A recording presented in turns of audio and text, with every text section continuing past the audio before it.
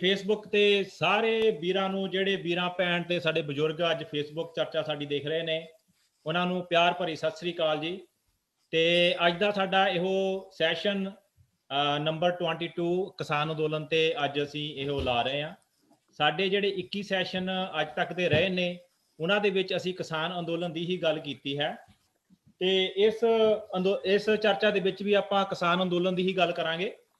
ਤੇ ਅੱਜ ਤੱਕ ਦੀਆਂ ਜੋ ਵੀ ਕਿਸਾਨ ਅੰਦੋਲਨ ਦੇ ਵਿੱਚ ਉਤਰਾਅ ਚੜਾਅ ਆਏ ਨੇ, ਤੇ ਠੰਡ ਦੇ ਕਰਕੇ ਜੋ ਉੱਥੇ ਪ੍ਰੋਬਲਮ ਆ ਰਹੀ ਆ, ਜਾਂ ਖਾਲਸਾ ਏਡ ਨੇ ਜੋ ਅੱਜ ਉੱਥੇ ਇੱਕ ਸ਼ਾਪ ਦੀ ਤਰ੍ਹਾਂ ਉੱਥੇ ਅੰਦਰ ਇੱਕ ਖੋਲ ਦਿੱਤਾ ਹੈਗਾ, ਮਾਲ ਖੋਲਿਆ ਹੈਗਾ, ਉਹਦੇ ਬਾਰੇ ਵੀ ਅੱਜ ਗੱਲ ਕਰਾਂਗੇ। ਤੇ ਨਾਲੇ ਉਹਦੀ ਆਪਾਂ ਵੀਡੀਓ ਵੀ ਤੁਹਾਨੂੰ ਦਿਖਾਵਾਂਗੇ। ਤੇ ਨਾਲੇ ਆਪਾਂ ਜਿਹੜੇ ਵੀ ਉੱਥੇ ਹੋਰ ਵੀ ਕੋਈ ਗੱਲਬਾਤ ਹੋ ਰਹੀ ਆ, ਉਹਦੇ ਬਾਰੇ ਵੀ ਅੱਜ ਆਪਾਂ ਗੱਲ ਕਰਾਂਗੇ।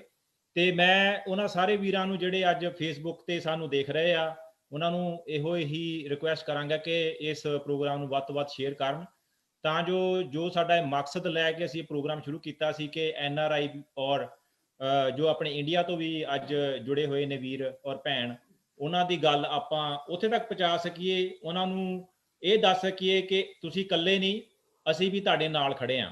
ਸੋ ਮੈਂ ਇਸ ਆਪਣੀ ਚਰਚਾ ਦੇ ਵਿੱਚ ਅੱਜ ਜੋ ਆਪਣੇ ਸਹਿਯੋਗੀ ਨੇ, ਜੋ ਸਾਨੂੰ ਅੱਜ ਇਸ ਚਰਚਾ ਦੇ ਵਿੱਚ ਸਾਥ ਦੇ ਰਹੇ ਨੇ ਇਸ ਚਰਚਾ ਨੂੰ ਅੱਗੇ ਵਧਾਉਣ ਲਈ, ਸਭ ਤੋਂ ਪਹਿਲਾਂ ਮੈਂ ਇੰਡੀਆ ਤੋਂ ਐਡਵੋਕੇਟ ਨਵਦੀਪ ਸਿੰਘ ਜੀ ਨੂੰ ਸਤਿ ਸ੍ਰੀ ਅਕਾਲ ਬੁਲਾਉਣਾ ਜੀ। ਸਤਿ ਸ੍ਰੀ ਅਕਾਲ ਭਾਜੀ, welcome to the show.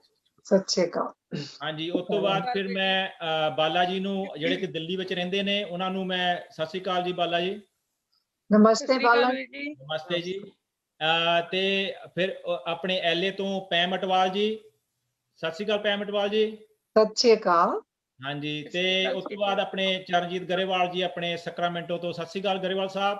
Sat Sri Akal. Sat Sri Akal everyone.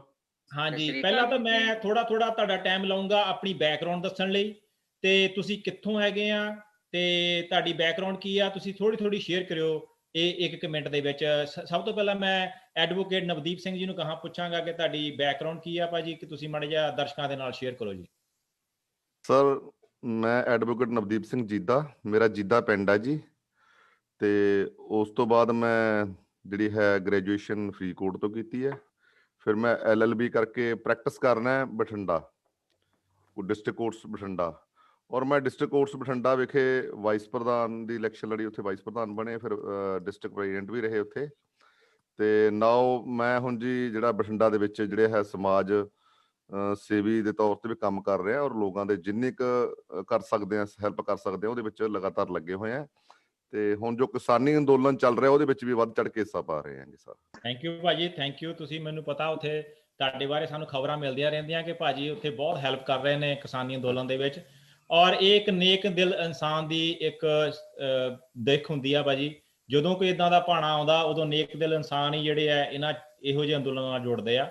ਉਸ ਤੋਂ बाद मैं बाला जी आप भी अपने बारे में थोड़ा सा बताएं दर्शकों को। सबसे पहले तो सभी भाइयों को, और जो मेरी बहन आज जुड़ी हुई हैं हमारे साथ, उन सभी को, और जो मुझे देख पा रहे हैं सभी को मेरी राम राम, नमस्ते। और मैं पीछे हरियाणा से बिलोंग करती हूँ। हरियाणा भिवानी जो हमारा जिला है, और बामला गांव की मैं बेटी हूँ। काकड़ोली हट्टी में मेरी शादी हुई है, और शादी के बाद मुझे सामाजिक कार्यों में बहुत रुचि थी, काफी चाव था मुझे सामाजिक स्तर पर काम करने का। तो जो हस्बैंड है मेरे मिस्टर नरेश कुमार शोरान जी, उन्होंने हर कदम पर मुझे बहुत सपोर्ट किया, और तत्पर आगे बढ़ाते हुए मुझे कदम कदम पर मोटिवेशनल जो एक उनका हौसला मिलने का, जो हौसला देने का जो एक उनका सपोर्ट कह लीजिए, या एज ए हस्बैंड वो मुझे कामयाबी की डगर पर देखना चाहते हैं, तो उनका बहुत सपोर्ट मिलता है। और अभी मैं फिलहाल दिल्ली बुराड़ी में रहती हूँ, और मैंने नगर निगम का एक इलेक्शन भी फाइट किया है। और इस समय जो किसान आंदोलन चल रहा है, उसमें मैं बहुत ज्यादा समय अपना देना चाहती हूँ, क्योंकि मैं एक किसान परिवार से भी हूँ, और मैं सामाजिक स्तर पर भी ये देखती हूँ कि अगर किसान जिंदा है, किसानी जिंदा है, तो हमारे घरों तक रोटियां हैं, नहीं तो अदरवाइज हम भूखे मर जाएंगे। हाँ जी, तो जैसे एक कहावत है कि हर एक जो सक्सेसफुल मैन है उसके पीछे एक वो मैन है। तो आपकी स्टोरी कुछ अलग है। आपके एक सक्सेसफुल वुमेन के पीछे एक मैन है। एक मैन है। बहुत बहुत बढ़िया स्टोरी है आपकी, थैंक यू। यस। और मैं बताना चाहूंगी, पिछले साल इन्होंने मुझे जन्मदिन पर रॉयल एनफील्ड 350 दिया है, बुलेट मुझे गिफ्ट की अरे है कि वाह। मैं जहां भी जाऊं मैं बुलेट पे जाऊं और अपना नाम कमाऊं, अपनी एक पहचान बनाऊं, ताकि परिवार का नाम रोशन हो। क्या बात है, क्या कंग्रेचुलेशन बात। बालाजी, आपको बता दो मेरी वाइफ भी देख रही है, ज्यादा भी बात मत करना ऐसे, मेरे को भी बोले भी हाँ जी, आगे मैं होगी चलता अमर को। हूं पैम अटवाल जी से। हाँ जी पैम अटवाल जी, तुसी भी अपने बारे थोड़ा जिहा दसो। हाँ जी, सत श्री अकाल सारिਆਂ ਨੂੰ, राम राम बाला, and I'm going to speak in Hindi Balaji के लिए, ताकि वो सब, I don't know if she likes to speak in English, but मेरा नाम हिंदी पैम में है, ठीक है, मेरा हिंदी original- ठीक है। हाँ जी, पैम अटवाल है। मैं काफी देर पहला अमेरिका आ गई सीगी, almost 34 years ago, ਤੇ ਮੈਂ ਪ੍ਰੋਫੈਸ਼ਨਲੀ ਇੱਕ ਨਰਸ ਵੀ ਹੈਗੀ ਆ ਔਰ ਇੱਕ ਐਕਿਊਪੰਕਚਰਿਸਟ ਵੀ ਹੈਗੀ ਆ। ਕੁਝ ਸਾਲ ਪਹਿਲਾਂ ਮੈਂ ਆਪਣਾ प्रोफेशन चेंज लियांदी because I believe in natural healing, और तो साथ साथ सोशल वर्क करने का तो बचपन से ही था। छोटी सी थी तो बच्चों को इकट्ठे करके गांव की गलियां साफ किया करती थी और बोलती थी चलो चलो हम अपने गांव को सुंदर बनाते हैं। तो बचपन से ही है, जितना भी हो सकता है उतना करती हूँ। अभी भी आम आदमी पार्टी से जुड़ी हुई हूँ काफी सालों से। 2017 में वहाँ ग्राउंड पे जाके काम किया काफी, और जितना भी हो सकता है करती हूँ अपनी हैसियत के हिसाब से। अभी भी काफी स्टूडेंट्स ग्रुप्स हैं, उनके साथ जुड़ी हुई हूँ। ग्राउंड लेवल पे जो जत्थे जा रहे हैं उनके साथ जुड़ी हुई हूँ, और सबसे बात होती रहती है लाइव। और आज पहली बार आप लोगों को ज्वाइन कर रही हूँ, तो there I am. Welcome That's welcome it. Ma'am जी, वेलकम। Thank you. ਉਸ ਤੋਂ ਬਾਅਦ ਮੈਂ ਚੱਲਦਾ ਚਰਨਜੀਤ ਗਰੇਵਾਲ ਜੀ ਵੱਲ। ਉਹ ਆਪਣੇ ਬਾਰੇ ਥੋੜਾ ਸ਼ੇਅਰ ਕਰੋ ਗਰੇਵਾਲ ਸਾਹਿਬ। तेरी हाँ जी Oh, ਗਰੇਵਾਲ just ਸਾਹਿਬ ਦੇ ਥੋੜੀ ਵੀਡੀਓ ਆਫ ਹੋ ਗਈ ਹੈ, ਕੋਈ ਗੱਲ ਨਹੀਂ just ਗਰੇਵਾਲ no ਸਾਹਿਬ। just one लगाओ second. वीडियो, Here we कोई go. गल नहीं। हाँ जी। ਓਕੇ ਜੀ, ਆ ਗਏ। ਸਤਿ ਸ਼੍ਰੀ ਅਕਾਲ ਜੀ, ਤੁਸੀਂ ਸਾਰੇ ਮੈਨੂੰ ਜਾਣਦੇ ਹੀ ਹੋ। ਉਹਨੇ ਹੁਣ ਇਹਨਾਂ ਚਿਰ ਤੁਹਾਨੂੰ ਦੱਸਿਆ ਕੌਣ ਅਸੀਂ, ਤੇ ਬਹੁਤ बाला ਚਿਰ जी ਤੋਂ। मेरे ख्याल नहीं पता। ਨਹੀਂ, ਬਾਲਾ ਜੀ ਤਾਂ मैंने भी नहीं पता। ਬਾਲਾ ਜੀ ਤਾਂ ਮੇਰੀ ਛੋਟੀ ਭੈਣ ਹੈ ਜੀ, ਮੇਰੀ ਭੈਣ ਬਣਾਈ ਹੋਈ ਹੈ ਤੇ ਮੇਰੀ। अच्छा okay। ਅੱਛਾ, ਸ਼ੀ ਮਾਈ Sorry। ਲਿਟਲ ਨਹੀਂ, But sister. I did- Grewal I Sahib didn't ਚਲੋ ਹਾਂਜੀ। ਆਪਾਂ ਨੂੰ ਤਾਂ ਪਤਾ ਹੈ, ਪਰ ਦਰਸ਼ਕਾਂ ਦੇ ਬਾਰੇ ਓਕੇ, ਦਰਸ਼ਕਾਂ ਨੂੰ ਇਹ ਹੈ ਜੀ, ਦੇਖੋ ਜੋ ਸਾਡੇ, ਮੈਂ ਪਹਿਲਾਂ ਤੋਂ ਇਸ ਫੈਮਿਲੀ ਨਾਲ ਬਿਲੋਂਗ ਕਰਦਾ ਕਿ ਹਮੇਸ਼ਾ ਲੋਕਾਂ ਦੇ ਵਾਸਤੇ ਸੱਚਾਈ ਦੇ ਨਾਲ ਖੜਨ ਵਾਸਤੇ ਪਿਤਾ ਜੀ ਤੋਂ ਸਿੱਖਿਆ, ਤੇ ਉਹੀ ਸਾਡੇ ਖੂਨ ਦੇ ਵਿੱਚ ਆ। ਫਿਰ ਐਜ਼ ਏ ਪੰਜਾਬ ਤੋਂ ਹੁੰਦੇ ਹੋਏ ਇੱਕ ਧਰਤੀ ਇਹੋ ਜਿਹੀ ਹੈ ਜਿਹਦਾ ਪਾਣੀ ਇਹੋ ਜਿਹਾ ਤੇ ਲਹੂ ਇਹੋ ਜਿਹਾ, ਜਿਹਦੇ ਨਾਲ ਕਿ ਇੱਕ ਤਰ੍ਹਾਂ ਦੇ ਕ੍ਰਾਂਤੀਕਾਰੀ ਬੰਦੇ ਅਸੀਂ ਸੱਚ ਦੇ ਨਾਲ ਖੜਨ ਵਾਸਤੇ। ਸੱਚ ਬੋਲਣਾ ਤੇ ਸਾਨੂੰ ਸਾਰਿਆਂ ਨੂੰ ਜਨਮ ਤੋਂ ਸਿਖਾਇਆ ਤੇ ਸਾਰਿਆਂ ਨੂੰ ਸਿਖਾਇਆ। ਮੇਰੀ that's my definition. Very good Charanjit Grewal ਜੀ। ਔਰ ਤੁਸੀਂ, ਮੈਨੂੰ ਪਤਾ ਇੰਗਲੈਂਡ ਦੇ ਵਿੱਚ ਵੀ ਤੁਹਾਡੀ ਪ੍ਰਾਪਰਟੀ ਆ, ਤੁਸੀਂ ਸਾਰੇ ਪਾਸੇ ਤੁਹਾਡਾ ਹੈਗਾ, ਪਰ ਤੁਸੀਂ ਇੰਡੀਆ ਵਿੱਚ ਜਾ ਕੇ ਵੀ ਬਹੁਤ ਹੈਲਪ ਕਰ ਰਹੇ ਆ। ਅੱਜ ਦੀ ਅਸੀਂ ਇਹ ਚਰਚਾ शुरू ਕਰਨ ਜਾ ਰਹੇ हैं जी। सब तो पहला मैं अपने बाला जी को क्वेश्चन करूंगा। बाला जी, देखिए आंदोलन के बारे में बहुत सी बातें आ रही हैं, लेकिन जो लोग आंदोलन के खिलाफ बोल रहे हैं वो पार्टी का मैं नाम लूंगा, वो सभी जानते हैं कौन सी पार्टी, और आप लेंगे उसका नाम। आप कुछ सुना है कि उन्होंने किसानों के बारे में बहुत ही गलत बोला है, आप उसके बारे में क्या कहना चाहती हैं?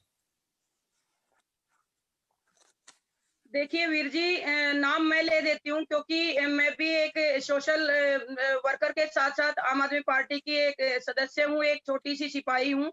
हालांकि मैं इस चीज को किसान आंदोलन से नहीं जोड़ना चाहूंगी, क्योंकि मैं किसान आंदोलन में जब भी मैंने कदम रखा है, एक किसान की बेटी होने के नाते और एक दिल्ली सरकार के सेवादार के नाते हम गए हैं। वहां पे कोई झंडा बैनर हम नहीं लेते, लेकिन उधर दूसरी तरफ हम देख रहे हैं जिस सरकार को आज किसान की हितैषी बनकर आना चाहिए, क्योंकि वो देश का नेतृत्व कर रही है वो सरकार, और उसने बड़े बड़े वायदे किए थे कि भारत में आते ही समस्त जनता के साथ साथ कृषि जो विभाग है उसको भी वो बहुत बेहतर बनाएंगे, किसानों की जो आर्थिक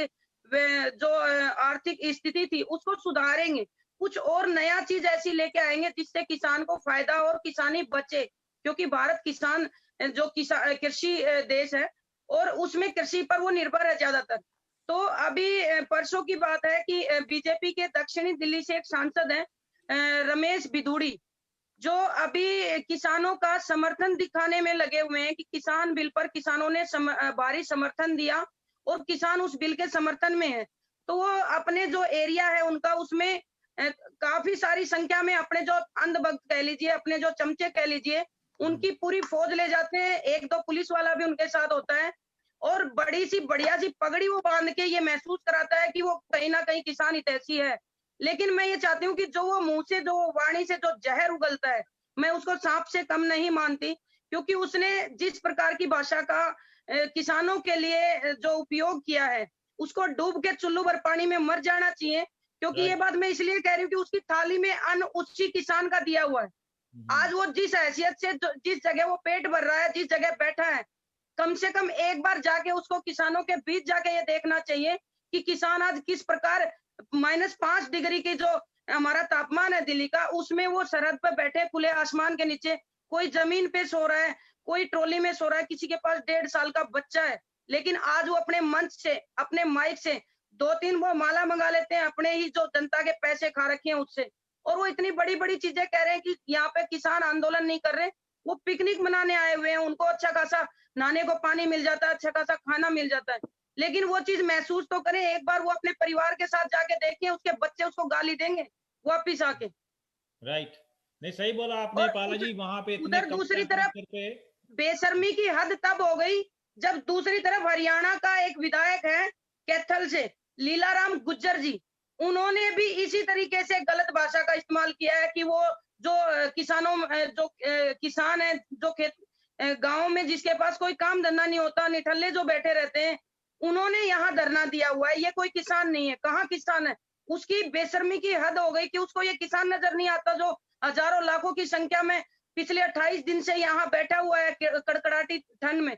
कहाँ वो नहा रहा होगा, कहाँ वो सो रहा होगा, उनके साथ जो बच्चा उसको क्या तकलीफ है, इनको कोई मतलब नहीं है। दूसरी तरफ बीजेपी का जो एक कृषि मंत्री है बिहार से, इसका नाम है प्रेम कुमार। इतनी बड़ी एज हो गई, इसने अपने जो जिंदगी अपनी अभी तक व्यतीत की है, उसको कभी किसान से वास्ता नहीं पड़ा। वो अनाज नहीं खा रहा, वो पेट नहीं भर रहा उसके अनाज से, लेकिन हद हो गई कि वो किसानों की हेल्प करने की बजाय, अरे पार्टी से बाहर निकलो, इंसानियत आपके अंदर जमीर होगा, आपकी आत्मा आपको आवाज दे रही होगी कि आज किसानों के साथ खड़े रहो। किसान अकेला, ये बार बार पंजाब पे टारगेट करते हैं कि पंजाब का सिर्फ किसान यहाँ है, बाकी किसानों को तो बहुत बड़ा फायदा हो रहा है, लाखों रुपए उसके अकाउंट में आ रहे हैं। आप बॉर्डर्स पे जाइए, भाषण देना बहुत आसान होता है फोन पे। आप वहां जाइए, माइक के सामने से हटके वहां जाइए, आपको वहां पंजाब का भी मिलेगा, हरियाणा का भी मिलेगा, राजस्थान का भी मिलेगा, उत्तर प्रदेश का भी मिलेगा, क्योंकि उनको पता है उनकी किसानी के साथ साथ उनकी नस्लें तक खत्म होने की कगार पे केंद्र सरकार, मोदी सरकार की तरफ से। एक तरफ हमारी दिल्ली सरकार है, जब भी वो अपने कार्यकर्ता को भेज रहे हैं, श्री अरविंद केजरीवाल जी ने जब भी अपने कार्यकर्ता को यहाँ पे बॉर्डर्स पे भेजा है, ये कह के भेजा है कि आप आम आदमी पार्टी की तरफ से नहीं जा रहे, आपको मौका मिला उनकी सेवा करने का, आप कीजिए, सेवादार बन के कीजिए। लेकिन अभी तक बीजेपी की तरफ से कोई भी ऐसा कुछ नहीं आया कि इनके ऊपर कोई कार्रवाई हो, क्योंकि इन्होंने इंसानियत को गाली दी है। बिल्कुल पाला जी, बिल्कुल आप सही बोल रही हैं। देखिए, एक तरफ आपने दिल्ली की बात की है, तो केजरीवाल जी ने वो टॉयलेट और नहाने के लिए जो गाड़ियां भेजी थी, वो अभी भी दिल्ली के वो बैरियर के इधर नहीं जाने दी उन्होंने। ये क्या कर रहे हैं, इनको समझ नहीं आ रही। एक इंसान ही दूसरी तरफ बैठे हुए हैं ना, वो कोई और तो नहीं है ना, वो भी इंसान है, अपने हक के लिए लड़ने आए हैं और कुछ मांग भी नहीं रहे, यही कह रहे हैं जो आप दे रहे हैं हमें नहीं चाहिए, इसके लिए लड़ रहे हैं। मतलब मजाकिया मूवमेंट ये है कि सरकार थोप रही है उसको। जिस प्रकार नोटबंदी को इन्होंने छाती पीट पीट के कहा था कि अच्छा है, लोग नहीं समझ रहे, लाखों लोग, हजारों लोग वहां मर गए, किसी का हार्ट अटैक हुआ, किसी का भूख से बिलखते हुए बच्चा खत्म हो गया बैंक की लाइन में, वही हालात इन्होंने अभी बॉर्डर्स पर किसानों के साथ कर रखा है। अभी जो दिल्ली सरकार की तरफ से शुरू दिन से जो खाना बट रहा है, उसमें भी ये व्यवधान डाल रहे हैं। जो पुलिस है उसको इस तरीके से टॉर्चर किया हुआ है कि वो बेचारे मजबूर हैं। मैं एक वाक्य बताऊं, अभी 4-5 दिन पहले हम एक पुलिस वाले से मिले, वो हरियाणा से बिलोंग करते हैं, मैं नाम नहीं लूंगी क्योंकि उनकी नौकरी का सवाल है। उन्होंने ये कहा कि मेरी वाइफ ने मेरे को घर से फोन करके ये कहा कि अगर तुमने किसान को एक भी डंडा मारा तो घर पे मत घुस जाना, भले ही नौकरी छोड़ के घर आके बैठ जाओ, हमें नहीं चाहिए ऐसी पुलिस की नौकरी। ऐसी चाहिए, ऐसी लेडी सैल्यूट चाहिए करती हूँ हमें उन बैक भाइयों साइड को, पे। हाँ जी, बहुत मैं बढ़िया। सही सैल्यूट बात करती है। हूँ उन भाइयों को कि वो वेरी इस गुड जी। प्रकार से मजबूर है। इन्होंने तो एक अपना पर्सनल नौकर बना के छोड़ दिया दिल्ली सरकार को, देश की आर्मी जिस प्रकार के देश की पुलिस को ये यूज कर रहे हैं अपने सिक्योरिटी के लिए, उतनी सिक्योरिटी उनकी सुरक्षा के लिए लगाओ। या कितने लोग सही बात है। खत्म हो गए हैं, कितने शहीद हो गए हैं। इनको शर्म नाम की चीज नहीं है कि किसान की एक श्रद्धांजलि सभा तक में पहुंचे कि भाई किसान वहां शहीद हुआ है किसान आंदोलन करते हुए। ऊपर बिल्कुल से सही टोन बात कस है। रहे हैं कि भाई वो मौज ले रहे हैं, वहां पे कोई आंदोलन नहीं हो रहा। हाँ जी बालाजी, बहुत बढ़िया, आपने बढ़िया तरीके से बीजेपी के बारे में बात किया, मुझे बहुत अच्छा लगा, मुझे लगा दर्शकों को भी अच्छा लगा होगा। हाँ जी, जो भी हमें सुन रहे हैं वो प्लीज शेयर करें, जो भी ਜਿਹੜੇ ਭਾਜੀ ਜੋ ਆਪਣੇ ਬ੍ਰਦਰ ਸਿਸਟਰ ਜੋ ਆਪਣੇ ਬਜ਼ੁਰਗ ਸਾਨੂੰ ਦੇਖ ਰਹੇ ਆ, ਤੇ ਵੱਧ ਤੋਂ ਵੱਧ ਸ਼ੇਅਰ ਕਰੋ ਜੀ, ਤਾਂ ਜੋ ਇਹ ਪ੍ਰੋਗਰਾਮ ਵੱਧ ਤੋਂ ਵੱਧ ਲੋਕਾਂ ਤੱਕ ਪਹੁੰਚ ਸਕੇ। ਹੁਣ ਮੈਂ ਜਾ ਰਿਹਾ ਜੀ ਐਡਵੋਕੇਟ ਨਵਦੀਪ ਸਿੰਘ ਜੀ ਵੱਲ, ਕਿਉਂਕਿ ਉਹ ਵੀ ਗਰਾਊਂਡ ਤੇ ਕੰਮ ਕਰ ਰਹੇ ਇੰਡੀਆ ਦੇ ਵਿੱਚ। ਤੁਸੀਂ ਇਸ ਠੰਡ ਦੇ ਮੌਸਮ ਵਿੱਚ ਜਿੱਦਾਂ ਕਿਸਾਨ ਉੱਥੇ ਬੈਠੇ ਹੋਏ ਆ, ਜਿੱਦਾਂ ਉੱਥੇ ਥੋੜੀ ਬਹੁਤੀ ਦਿੱਕਤ ਆ ਰਹੀ ਆ ਕਿਸਾਨਾਂ ਨੂੰ, ਤੁਸੀਂ ਉਹਦੇ ਬਾਰੇ ਕੁਝ ਦੱਸਣਾ ਚਾਹੋਗੇ ਭਾਜੀ? ਬਿਲਕੁਲ ਸਰ, ਜਦੋਂ ਇਹ ਅੰਦੋਲਨ ਸਟਾਰਟ ਹੋਇਆ, ਕਿਸਾਨ ਇੱਥੋਂ ਦਿੱਲੀ ਵੱਲ ਕੂਚ ਕੀਤੇ, ਤਾਂ ਉਸ ਵਕਤ ਉੱਥੇ ਜਦੋਂ ਪਹੁੰਚੇ ਕਿਸਾਨ ਤਾਂ ਉਹਨਾਂ ਨੂੰ ਬੜੀਆਂ ਪ੍ਰੋਬਲਮਸ ਆਈਆਂ, ਕਿਉਂਕਿ ਹਰਿਆਣਾ ਸਰਕਾਰ ਨੇ ਦੇਖੋ ਕਿੱਦਾਂ ਰਸਤੇ ਦੇ ਵਿੱਚ ਬੈਰੀਗੇਡਸ ਲਾ ਕੇ, ਵੱਡੇ ਵੱਡੇ ਪੱਥਰ ਲਾ ਕੇ, ਔਰ ਕਿਸਾਨਾਂ ਨੂੰ ਵਿਚਾਰਿਆਂ ਨੂੰ ਪਾਸੇ ਹਟਾ ਕੇ, ਤੋੜ ਕੇ ਕਿਸੇ ਵੀ ਤਰੀਕੇ ਦੇ ਨਾਲ ਆਪਦੀ ਰਾਜਧਾਨੀ। ਸਭ ਤੋਂ ਸ਼ਰਮਨਾਕ ਗੱਲ ਹੈ ਕਿ ਇੱਕ ਕੰਟਰੀ ਦੇ ਵਿੱਚ ਇੱਕ ਉੱਥੋਂ ਦੇ ਨਿਵਾਸੀ ਨੂੰ, ਉੱਥੋਂ ਦੇ ਵਸਿੰਦੇ ਨੂੰ ਆਪਦੀ ਰਾਜਧਾਨੀ ਦੇ ਵਿੱਚ ਨਹੀਂ ਜਾਣ ਦਿੱਤਾ ਜਾ ਰਿਹਾ। ਔਰ ਉੱਥੇ ਜਦੋਂ ਪਹੁੰਚੇ ਤਾਂ ਬੜਾ ਹੀ ਉੱਥੇ ਜੋ ਮਾਹੌਲ ਪਹਿਲਾਂ ਸੀਗਾ, ਬੈਰੀਗੇਡਸ ਤੋੜਨਾ, ਉਹ ਕਰਨਾ। ਔਰ ਜਦੋਂ ਕਿਸਾਨ ਵਿਚਾਰੇ ਪਹੁੰਚੇ ਉੱਥੇ, ਤਾਂ ਪਹਿਲੇ ਸਮੇਂ ਦੌਰਾਨ ਬੜੀਆਂ ਮੁਸੀਬਤਾਂ ਸੀਗੀਆਂ ਉੱਥੇ, ਕਿਉਂਕਿ ਕਿਸਾਨਾਂ ਨੇ ਜਾ ਕੇ ਜਦੋਂ ਪਹਿਲਾਂ ਇਕੱਲੇ ਵੱਡੇ ਵੱਡੇ ਓਵਰਫਲਾਈ ਦੇ ਉੱਪਰ ਜੋ ਆਪਦਾ ਟਰੈਕਟਰ ਟਰਾਲੀਜ਼ ਲਗਾਈਆਂ, ਔਰ ਜੋ ਸਲਿੱਪ ਰੋਡ ਸੀ ਉਹਨੂੰ ਚੱਲਦਾ ਛੱਡਿਆ ਵੀ ਕਿਸੇ ਜਿਹੜੀ ਜਨਤਾ ਜਾਂ ਸਾਡੇ ਵਿਚਾਰੇ ਵੀਰ ਹੈ ਉਹਨਾਂ ਨੂੰ ਕਿਸੇ ਨੂੰ ਪ੍ਰੋਬਲਮ ਨਾ ਆਵੇ। ਔਰ ਉੱਥੇ ਟਰਾਲੀਆਂ ਦੇ ਵਿੱਚ ਪਹਿਲਾਂ ਸੁੱਤੇ, ਉੱਥੇ ਜੋ ਉਹਨਾਂ ਦਾ ਖਾਣੇ ਦਾ ਪ੍ਰਬੰਧ ਵੀ ਸੀ ਉਹ ਵੀ ਜ਼ਿਆਦਾ ਵਧੀਆ ਨਹੀਂ, ਬੈਟਰ ਨਹੀਂ ਸੀਗਾ। ਪਹਿਲੇ 8-10 ਦਿਨ ਬਹੁਤ ਜ਼ਿਆਦਾ ਪ੍ਰੋਬਲਮ ਉੱਥੇ ਆਈ ਸੀ। ਤਾਂ ਉਸ ਤੋਂ ਬਾਅਦ ਦਿੱਲੀ ਸਰਕਾਰ ਨੇ, ਕੇਜਰੀਵਾਲ ਸਾਹਿਬ ਨੇ ਉੱਥੇ ਕਾਫੀ ਜੋ ਉਹਨਾਂ ਦੀ ਹੈਲਪ ਕੀਤੀ, ਪਾਣੀ ਦੇ ਟੈਂਕਰ ਭੇਜੇ, ਟੋਇਲਟਸ ਜਦੋਂ ਪਹਿਲਾਂ ਸਟਾਰਟਿੰਗ 'ਚ ਭੇਜੀਆਂ, ਔਰ ਉਹ ਖੁਦ ਵੀ ਆਪ ਉੱਥੇ ਕਿਸਾਨਾਂ ਦੇ ਵਿੱਚ ਆਏ। ਤਾਂ ਉਹਦਾ ਵੀ ਤੁਹਾਨੂੰ ਪਤਾ ਹੀ ਹੈ ਕਿ ਬੀਜੇਪੀ ਸਰਕਾਰ ਨੇ ਕੀ ਉੱਥੇ ਉਹਨਾਂ ਨੂੰ ਹੋਮ ਅਰੈਸਟ ਕਰਕੇ ਰੱਖਿਆ ਕਿ ਇਹਨਾਂ ਦੀ ਹੈਲਪ ਨਾ ਕਰ ਸਕਣ। ਸੋ ਬੀਜੇਪੀ ਦਾ ਮੈਨੂੰ ਸਮਝ ਨਹੀਂ ਲੱਗ ਰਹੀ ਵੀ ਕੀ ਇਹ ਹਿੰਦੁਸਤਾਨ ਦੇ ਵਿੱਚ ਜਾਂ ਇੰਡੀਆ ਦੇ ਵਿੱਚ ਕੀ ਕਰਨਾ ਚਾਹੁੰਦੀ ਹੈਗੀ, ਇਹਨਾਂ ਦਾ ਕੀ ਮਕਸਦ ਕੀ ਹੈ।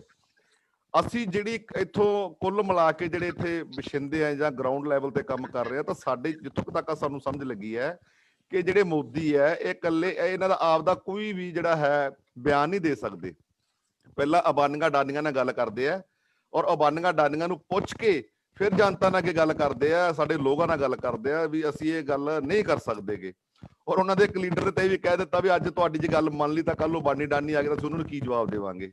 ਇੱਥੋਂ ਤੱਕ ਵੀ ਉੱਥੇ ਗੱਲਬਾਤ ਹੋਈ ਹੈ। ਸੋ ਸਰ, ਜੋ ਅੱਜ ਦੀ ਪੋਜੀਸ਼ਨ ਤੁਸੀਂ ਪੁੱਛੀ ਹੈ, ਉੱਥੇ ਠੰਡ ਬਹੁਤ ਜ਼ਿਆਦਾ ਹੈ, ਤੇ ਪਰ ਜਿਵੇਂ ਟੈਂਪਰੇਚਰ 0.5 ਮਾਈਨਸ ਦੱਸਿਆ ਗਿਆ, ਪਰ ਉੱਥੇ ਬੜੇ ਜੋ ਸਾਡੇ ਜਿਹੜੇ ਜਿਵੇਂ ਕਹਿ ਲਈਏ ਸਮਾਜ ਸੇਵੀ ਲੋਕ, ਜਿਵੇਂ ਖਾਲਸਾ ਏਡ ਵਾਲੇ ਨੇ ਜੀ, ਉੱਥੇ ਉਹਨੇ ਕਿਸਾਨ ਮਾਲ ਜਿਹੜੇ ਬੜੇ ਵਧੀਆ ਸਿਸਟਮੈਟਿਕਲੀ ਉੱਥੇ ਜਿਹੜਾ ਪ੍ਰਬੰਧ ਕੀਤਾ ਗਿਆ।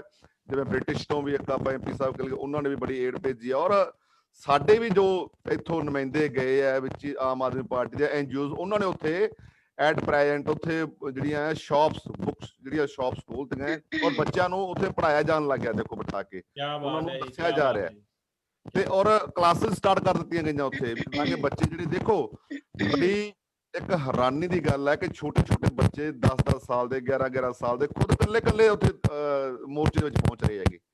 ਔਰ ਉਹਨਾਂ ਦੇ ਪੇਰੈਂਟਸ ਨੂੰ ਵੀ ਕਈ ਵਾਰ ਪਿੱਛੋਂ ਪਤਾ ਲੱਗਦਾ ਬੱਚਾ ਕਿਤੇ ਫੋਨ ਤੇ ਗੱਲ ਹੁੰਦੀ ਹੈ, ਤੇ ਉਹ ਬੱਚਾ ਉੱਥੇ ਜਾਂਦਾ ਹੈ ਔਰ ਉੱਥੇ ਗੱਲਬਾਤ ਕਰਦਾ ਵੀ ਮੈਂ ਵੀ ਕਿਸਾਨ ਦਾ ਪੁੱਤ, ਚਾਹੇ ਬੱਚਾ, ਮੈਂ ਇਸ ਅੰਦੋਲਨ ਦਾ ਹਿੱਸਾ ਬਣਨਾ ਚਾਹੁੰਦਾ ਸੀ, ਤਾਂ ਕਰਕੇ ਹਿੱਸਾ ਬਣਿਆਗਾ। ਤੁਹਾਡੀ ਆਵਾਜ਼ 'ਚ ਭਾਜੀ ਜਾਂ ਥੋੜੀ ਜਿਹੀ ਪ੍ਰੋਬਲਮ ਆ ਰਹੀ ਹੈ। ਨਹੀਂ, ਜਿਹੜਾ ਸਪੀਕਰ ਆ ਨਾ ਠੀਕ ਨਹੀਂ, ਥੋੜਾ ਜਿਹਾ, ਹਾਂਜੀ ਥੋੜਾ ਕਰ ਲਓ ਸਹੀ। ਹਾਂਜੀ ਹਾਂਜੀ, ਗੋ ਹੈਡ ਭਾਜੀ। ਜਿਹੜੀਆਂ ਪ੍ਰੋਬਲਮਸ ਉੱਥੇ, ਉਹ ਅੱਜ ਹੁਣ ਜਿਹੜੀ ਐਟ ਪ੍ਰੈਜ਼ੈਂਟ ਹੈ ਜੀ, ਉੱਥੇ ਜੋ ਠੰਡ ਬਹੁਤ ਜ਼ਿਆਦਾ ਹੈਗੀ। ਅਸੀਂ ਵੀ ਜਦੋਂ ਪਹਿਲਾਂ ਗਏ ਆ ਉੱਥੇ ਸਟਾਰਟਿੰਗ ਦੇ ਵਿੱਚ ਟਰਾਲੀਜ਼ ਦੇ ਵਿੱਚ ਹੀ ਪਏ, ਇੱਕ ਟਰਾਲੀ ਦੇ ਵਿੱਚ 10-10, 12-12 ਕਿਸਾਨ ਉਹ ਵਿੱਚ ਅਸੀਂ ਉੱਥੇ ਸਾਰੇ ਇਕੱਠੇ ਪੈਂਦੇ ਰਹੇ ਹੈਗੇ।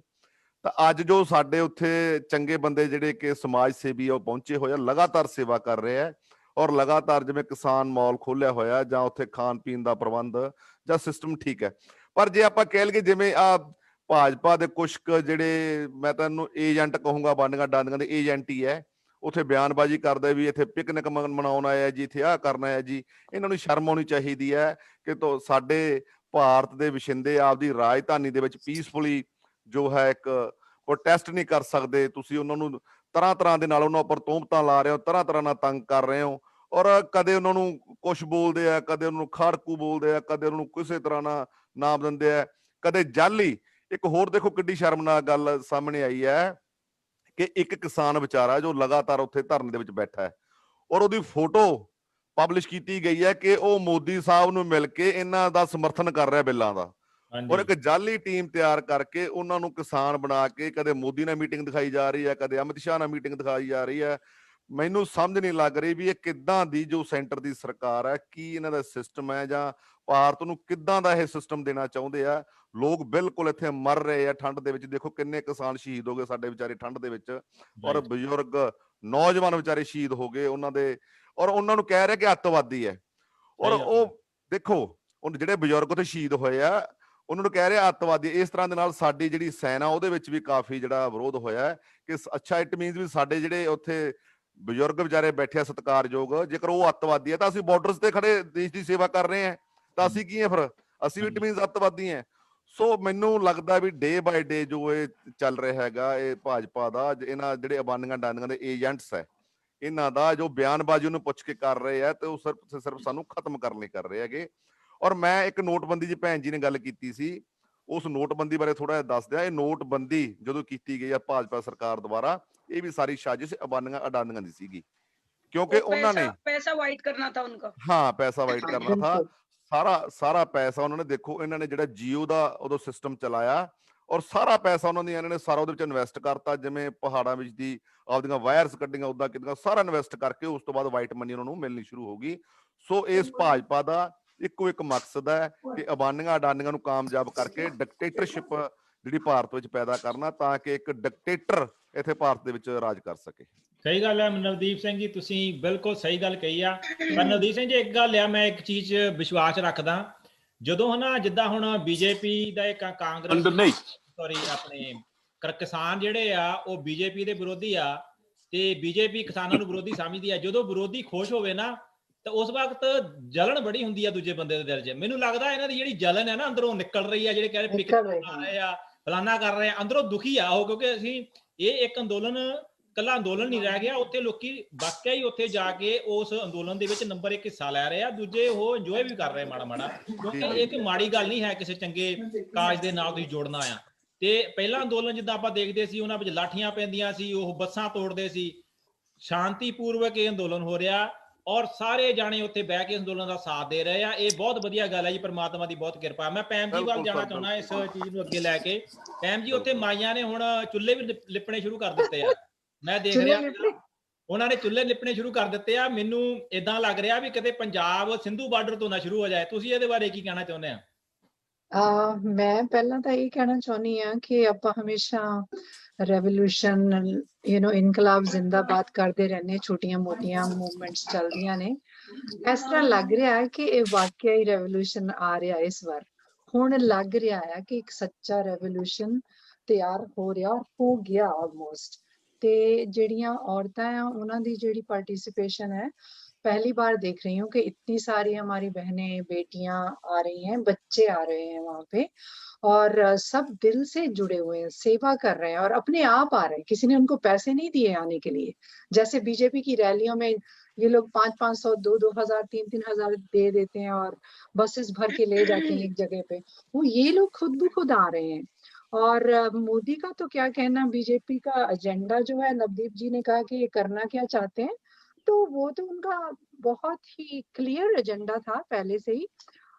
दे always wanted to make India Hindu nation, right, Hindu राष्ट्र बनाना है, और उसके लिए सब कुछ हो रहा है इतने सालों से। और उन्होंने तो ऐलान तक कर दिया था कि एक बार मोदी जी आ जाएं इस बार तो 24 में इलेक्शन नहीं होंगे।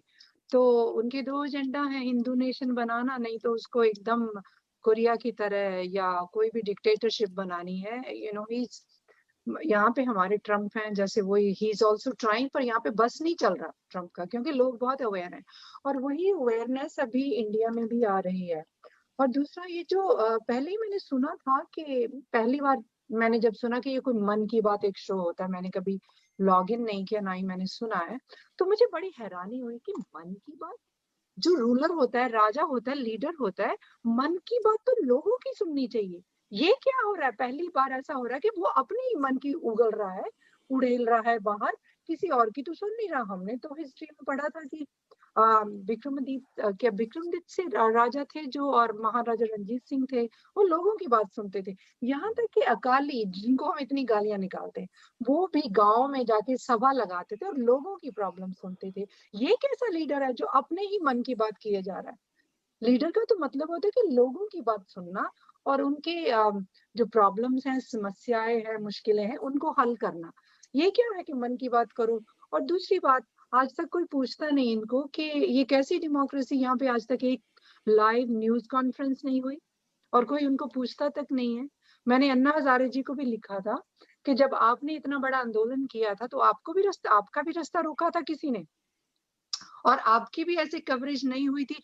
ये लोग टोटली इग्नोर कर रहे हैं। श्रद्धांजलि तो छोड़ो, जो इंसान, इतने किसान मर गए, उनकी फैमिलीज मर गई, एक दो ने खुदकुशी अटेम्प्ट की, एक तो खुदकुशी कर दी, उनकी जान चली गई और दूसरे बच गए हैं, तो उनका तो मेंशन भी नहीं करते ये। श्रद्धांजलि तो छोड़ो, उनका दुख, दर्द, दुख तो इनके दिल में है ही नहीं, क्योंकि इनकी तो आत्माएं हैं ही नहीं। मुझे तो लगता है ये एक रोबोट की तरह काम कर रहे हैं, और ये कॉर्पोरेट का एक रोबोट है जिसका वो बटन दबाते हैं और ये काम करता है मोदी। और इसमें अपनी ना कोई समझ है और ना ही इसका कोई अपना खुद का एजेंडा है, क्योंकि इसकी फैमिली तो है नहीं, फैमिली को छोड़ के बैठा है। सब कह रहे हैं ओ ये किस लिए वो करेगा।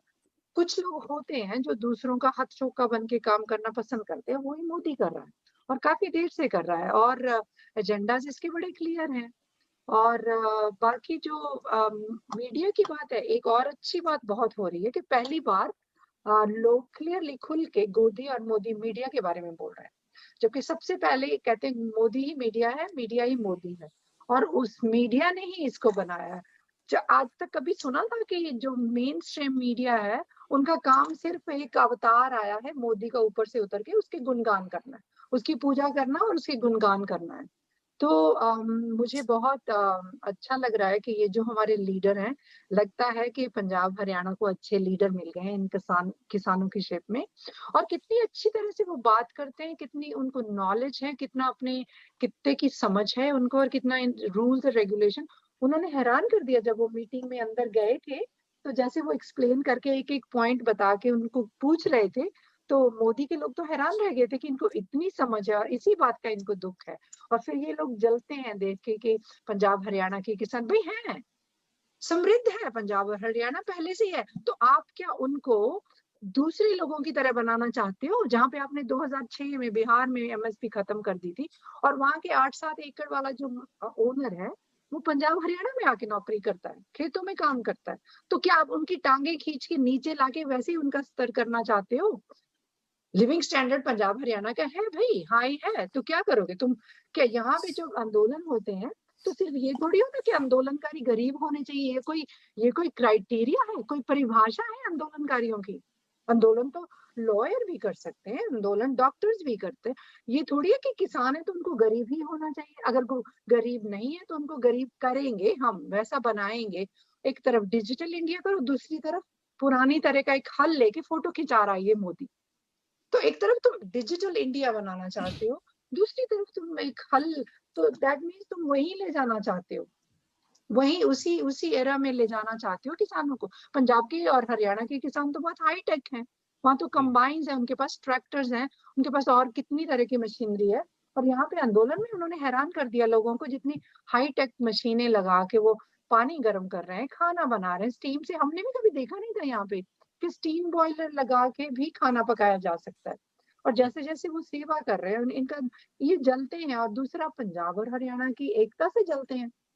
पहले अलग किया था इन सब लोगों की मिली जुली भुक सख्ती सब लोगों ने, और हमारे जो अकाली हैं वो मिल के इनका साथ दे रहे थे, क्योंकि एक सिख नेशन बन जाए छोटी सी और हम राज करें। हमें तो पूरे का पूरा बड़ा पंजाब चाहिए। मैं तो चाहती हूँ कि पंजाब हरियाणा एक स्टेट बन जाए, हाँ जैसे जी, जम्मू कश्मीर थी ऐसे हरियाणा पंजाब एक स्टेट एक हो, स्टेट हो and जाए। I'll be all for that. Very good And that's ma'am it. ਜੀ, I'm very happy with them. Very good ਯਾਰ, ਤੁਸੀਂ ਬਹੁਤ ਵਧੀਆ ਪੁਆਇੰਟ ਲੈ ਕੇ ਆਏ ਆ।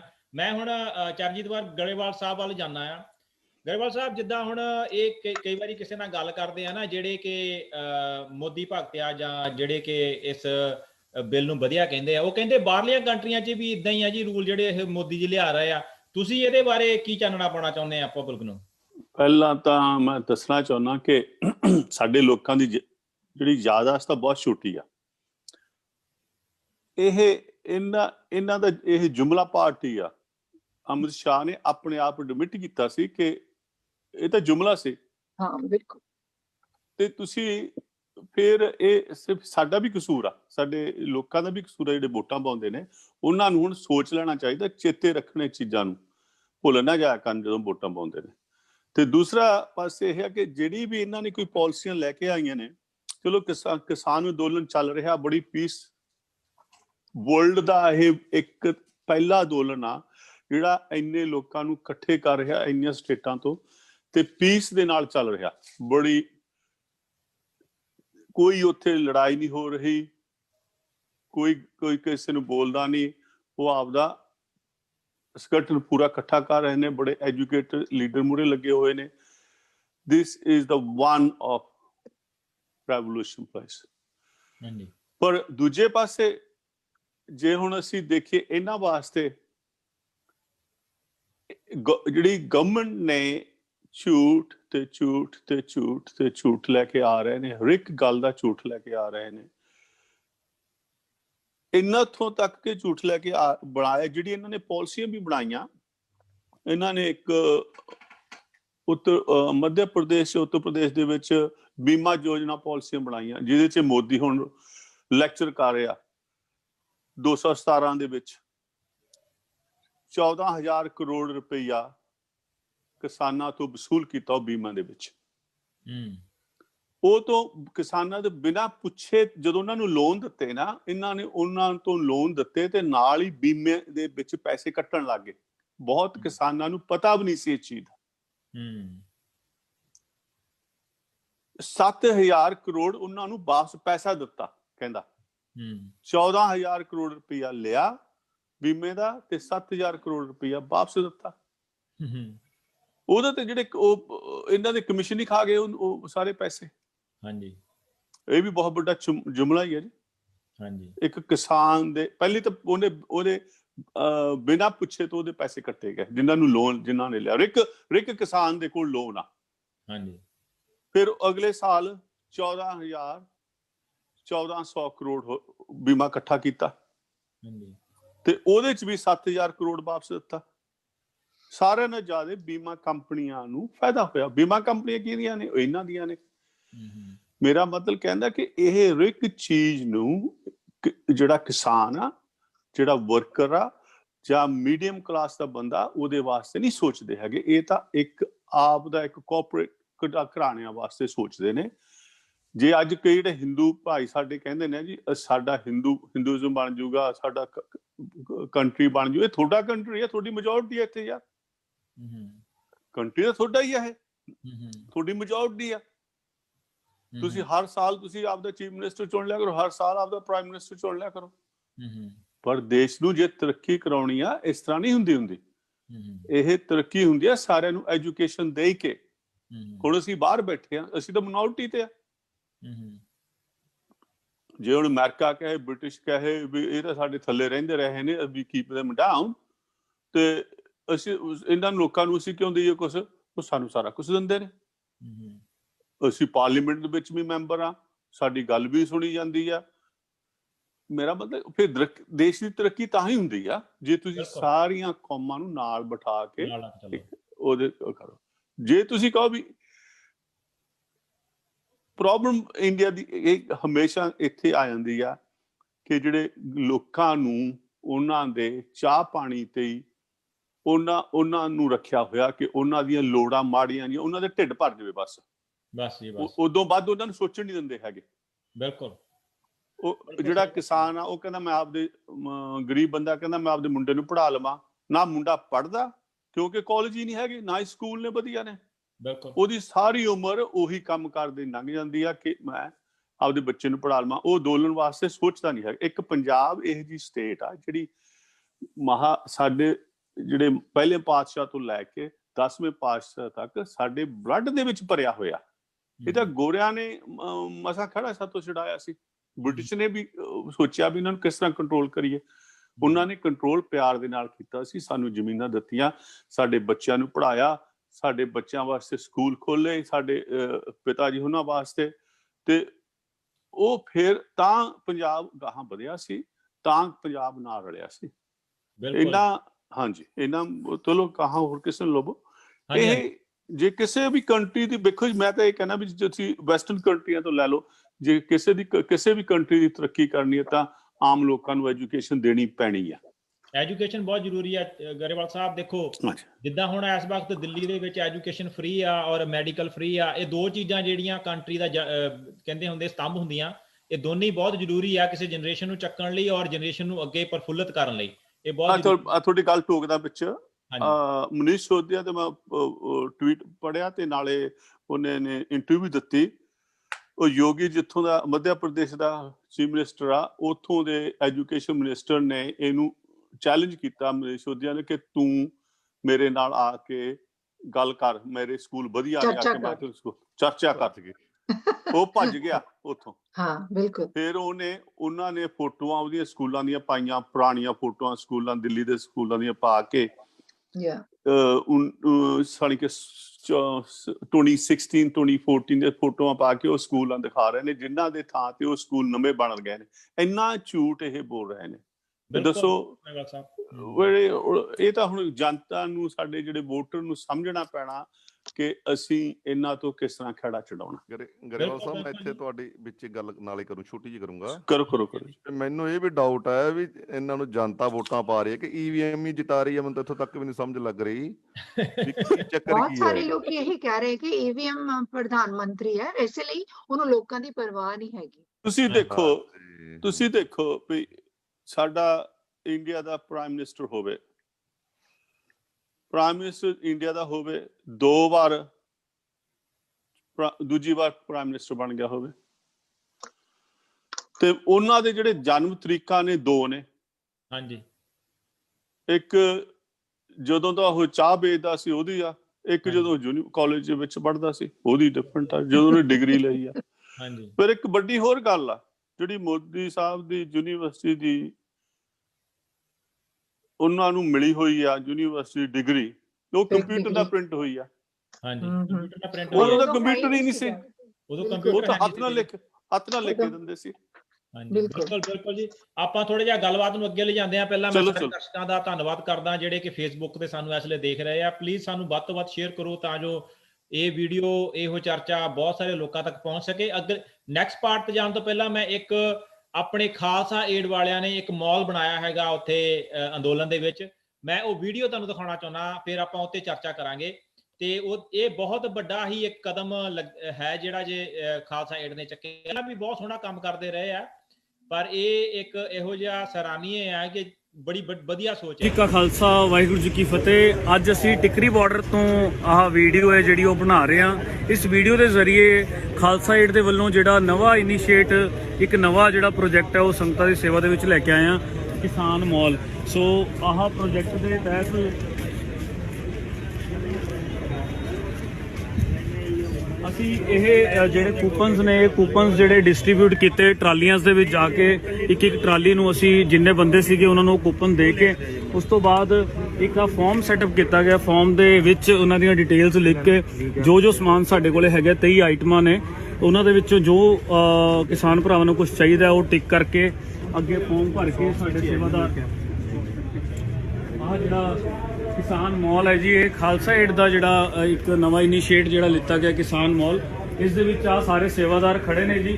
ਆਹ ਸੇਵਾਦਾਰਾਂ ਦੇ ਕੋਲੋਂ ਜਿਵੇਂ ਹੁਣ ਇਹ ਬਾਪੂ ਜੀ ਨੇ, ਇਹਨਾਂ ਦੀਆਂ ਡਿਟੇਲਸ ਲਿਖੀਆਂ ਹੋਈਆਂ, ਤੇ ਇਹਨਾਂ ਨੂੰ ਥਰਮਲ ਚਾਹੀਦਾ, ਇਹਨਾਂ ਨੂੰ ਗਰਮ ਸੂਟ ਚਾਹੀਦਾ, ਗਰਮ ਸੂਟ ਦੇ ਅੱਗੇ ਟਿਕ ਹੈ।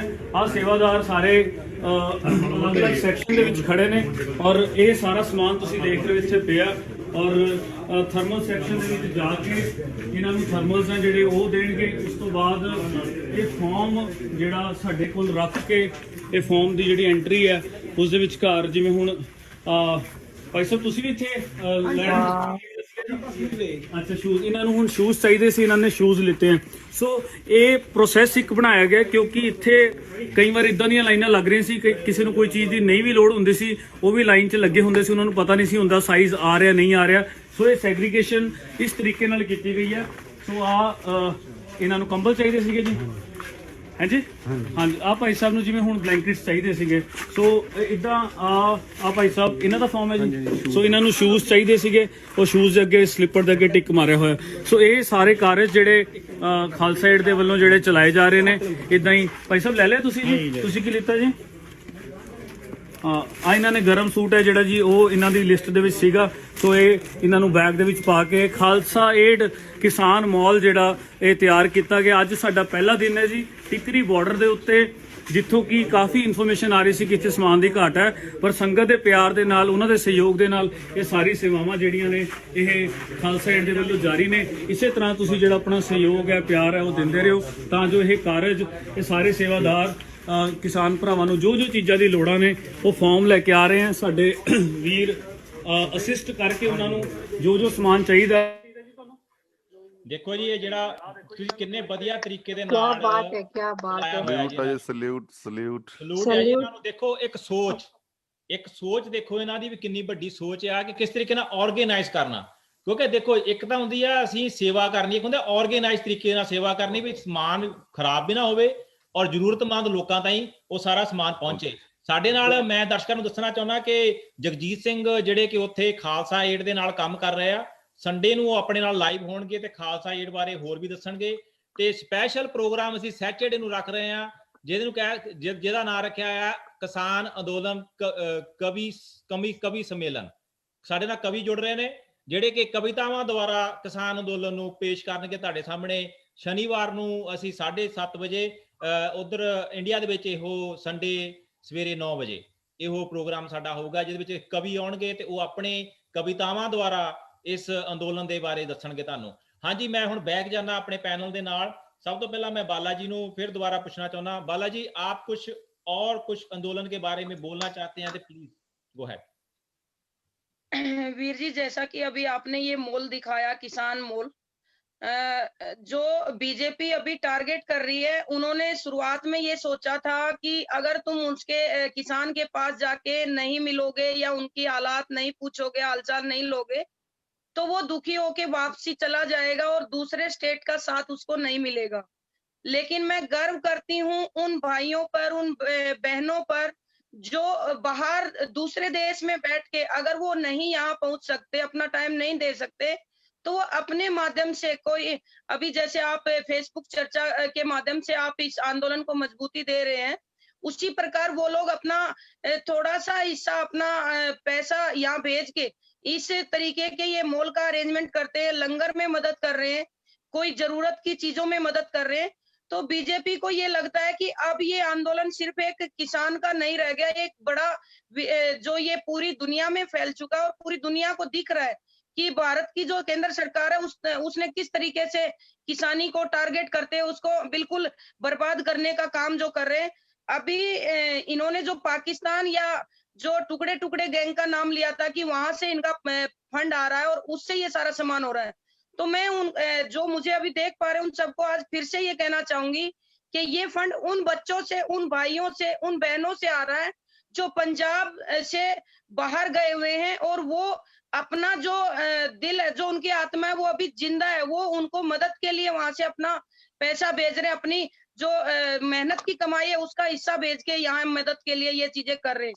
दूसरा मैं ये बोलना चाहूंगी कि अभी आप लोग, हालांकि मीडिया कुछ नहीं दिखाती ज्यादा, मोदी मीडिया हो रही है वो, लेकिन कुछ जगह पे ये किसानों की सभाएं दिखा रहे हैं आजकल कि किसानों को एक जगह इकट्ठा बुला लिया, वहां मंच लगाया, अच्छे से माला वाला पहना के किसानों के आगे माइक लगा के ये दिखाते हैं कि किसान उस बिल से खुश हैं। लेकिन आप उस चीज को ध्यान से अगर देखेंगे तो इसमें ज्यादातर इनके ही अंधभक्त और कार्यकर्ता बैठे होते हैं उन कुर्सियों पर, जिनको अगर ये पूछ लिया जाए कि गेहूं की फसल में कितनी बार खाद डलती है या कितनी बार पानी दिया जाता है, तो उनको नहीं बताया जाएगा, और वो उसको माइक या कैमरे को उससे हटा लेते हैं, क्योंकि उनकी पोल खुलने का टाइम आ चुका होता है। अभी हमारे बुराड़ी जहां मैं रहती हूँ, वहां पर एक किसान सभा का इन्होंने आयोजन किया।